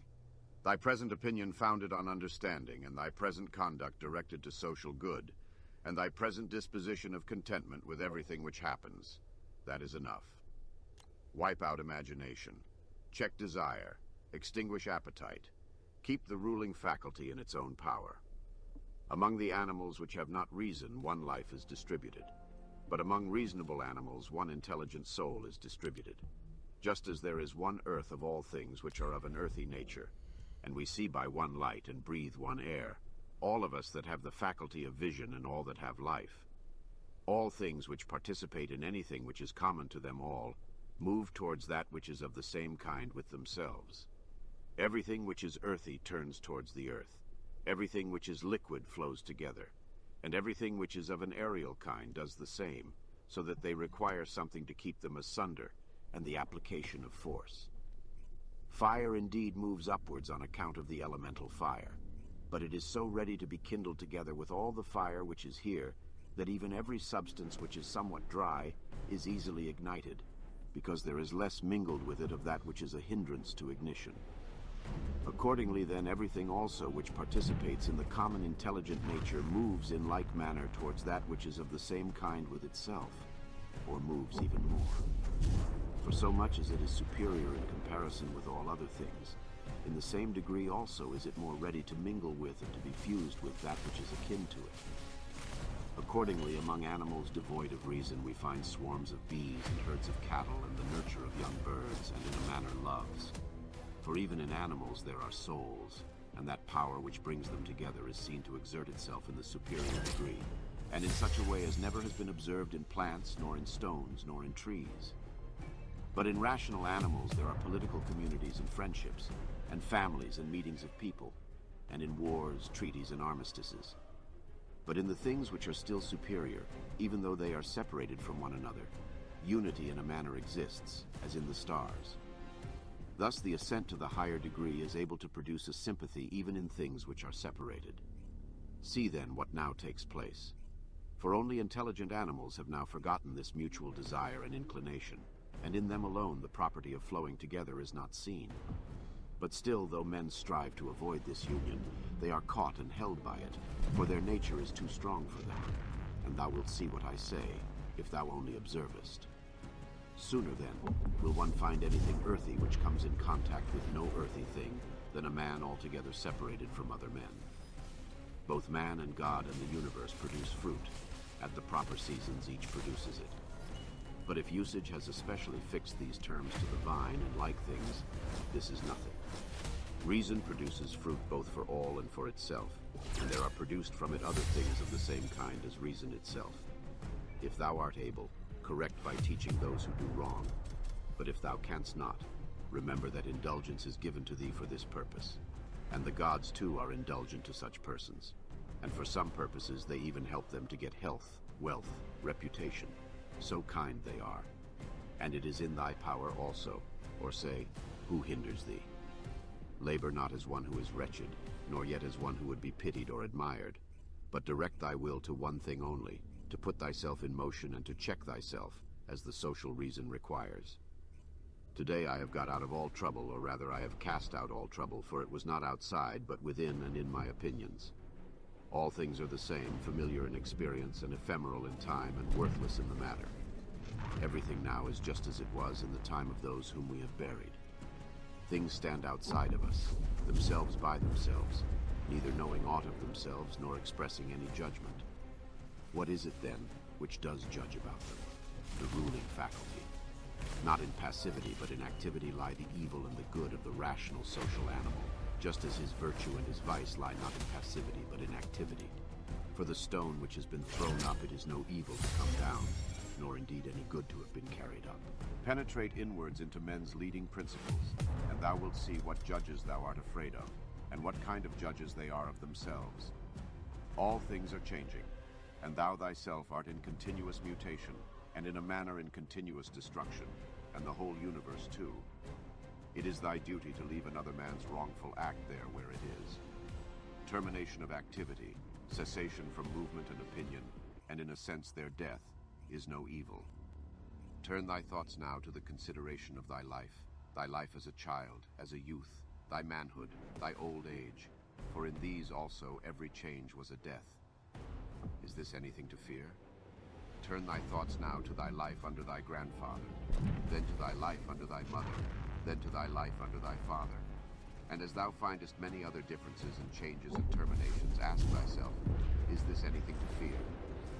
In like manner, then, neither are the termination and cessation and change of thy whole life a thing to be afraid of. Hasten to examine thy own ruling faculty and that of the universe and that of thy neighbor. Thy own that thou mayest make it just. That of the universe that thou mayest remember of what thou art a part. And that of thy neighbor that thou mayest know whether he has acted ignorantly or with knowledge, and that thou mayest also consider that his ruling faculty is akin to thine. As thou thyself art a component part of a social system, so let every act of thine be a component part of social life. Whatever act of thine, then, has no reference either immediately or remotely to a social end, this tears asunder thy life, and does not allow it to be one, and it is of the nature of a mutiny, just as when in a popular assembly a man acting by himself stands apart from the general agreement. Quarrels of little children and their sports, and poor spirits carrying about dead bodies, such is everything. And so what is exhibited in the representation of the mansions of the dead strikes our eyes more clearly. Examine into the quality of the form of an object, and detach it altogether from its material part, and then contemplate it. Then determine the time, the longest which a thing of this peculiar form is naturally made to endure.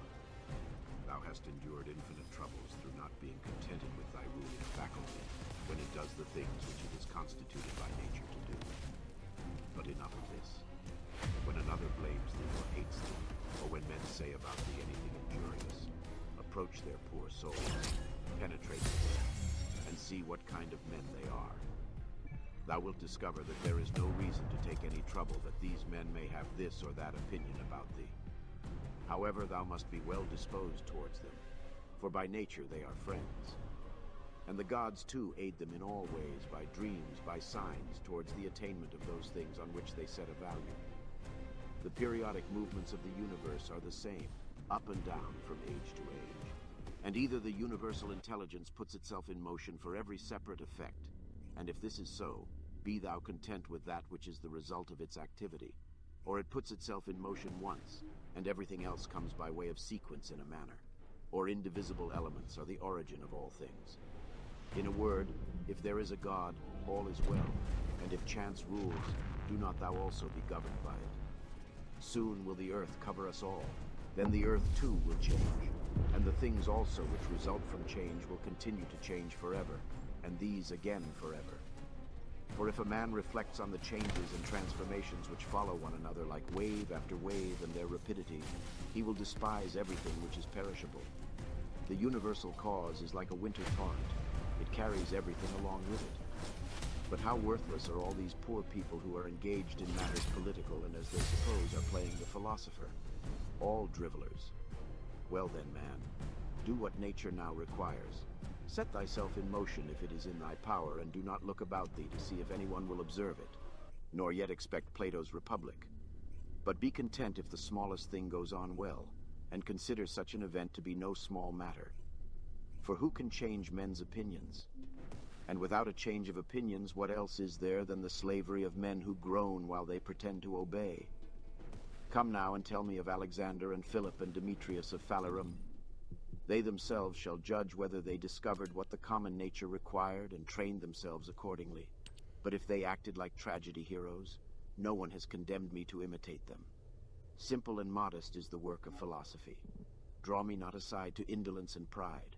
Look down from above on the countless herds of men and their countless solemnities, and the infinitely varied voyagings in storms and calms, and the differences among those who are born, who live together and die. And consider, too, the life lived by others in olden time, and the life of those who will live after thee, and the life now lived among barbarous nations, and how many know not even thy name, and how many will soon forget it, and how they who perhaps now are praising thee will very soon blame thee, and that neither a posthumous name is of any value, nor reputation, nor anything else. Let there be freedom from perturbations with respect to the things which come from the external cause, and let there be justice in the things done by virtue of the internal cause. That is, let there be movement and action terminating in this, in social acts, for this is according to thy nature.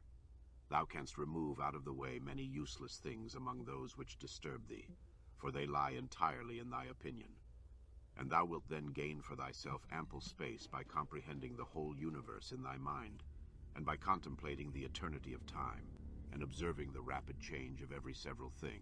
How short is the time from birth to dissolution, and the illimitable time before birth, as well as the equally boundless time after dissolution.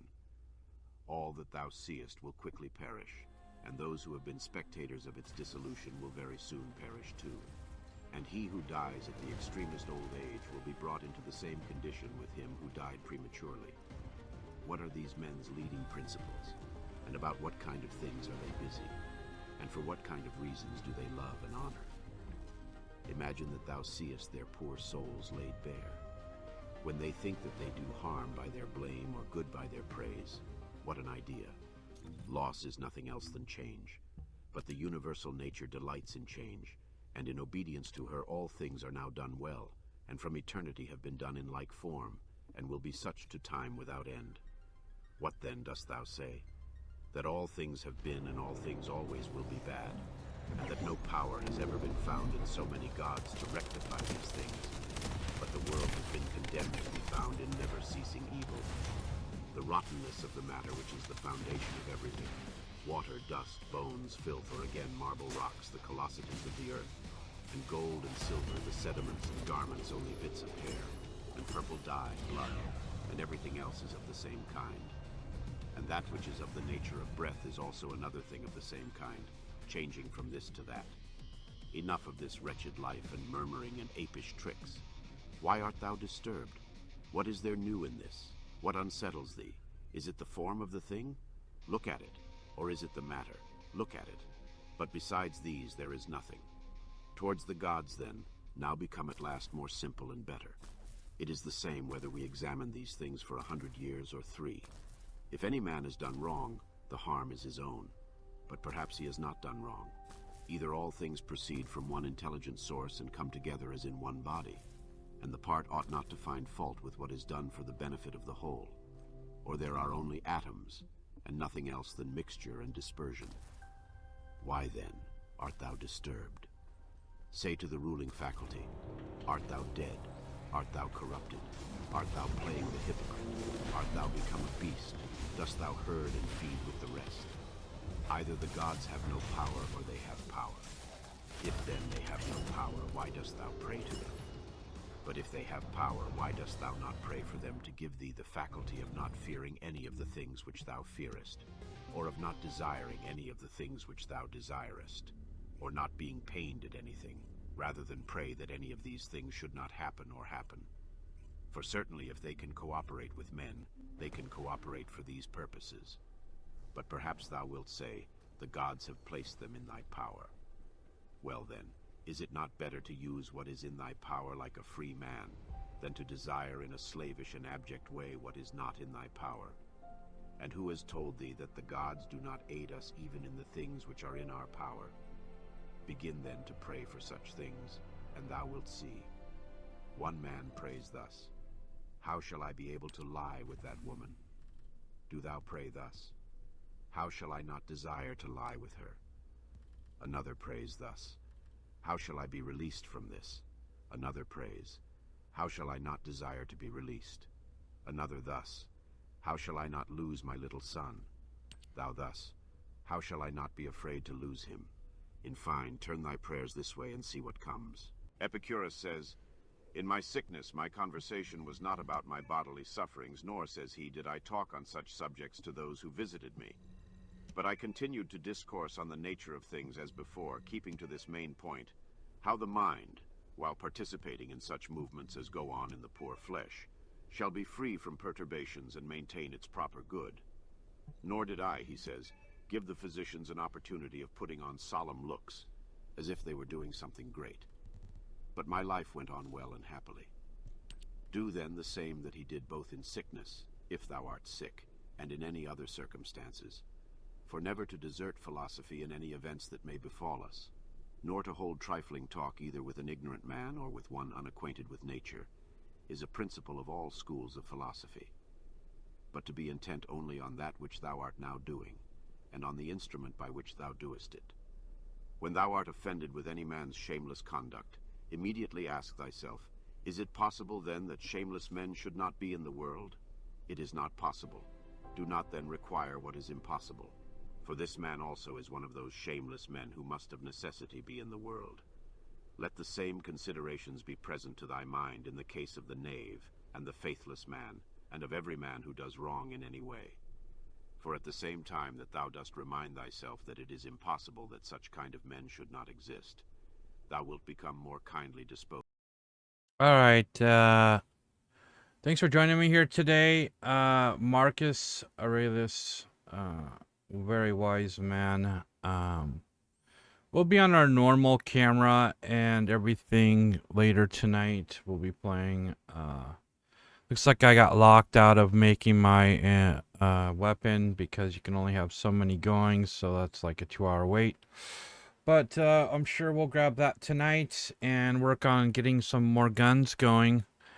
That's definitely needed in this game. I need better weapons, obviously. Thanks for watching, and I hope you enjoyed today's stream. I'm sure it was a little bit maybe boring for some people, but for some people maybe you learned a little bit about Marcus Aurelius. I don't know how to say his last name very well, but pronunciation. Anyway, thanks guys. Take care of yourselves. Stay safe. And if you want the link for today's talk book, the book it's based on meditation. It was written a very long time ago. That's why you had all the old ass lingo, Bible verse talk kind of stuff. Thou, nor, shall, that kind of stuff. But there is newer versions of it where it's like rewritten. But it looked like those were just the old school versions. So, anyways, with that said, take care of yourselves, and I'll catch you next time.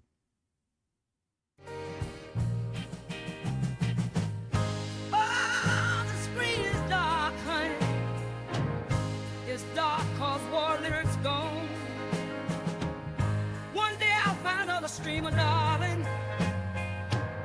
One who would play till the break of dawn. You know I'm torn up, honey. I'm torn from that digital spell.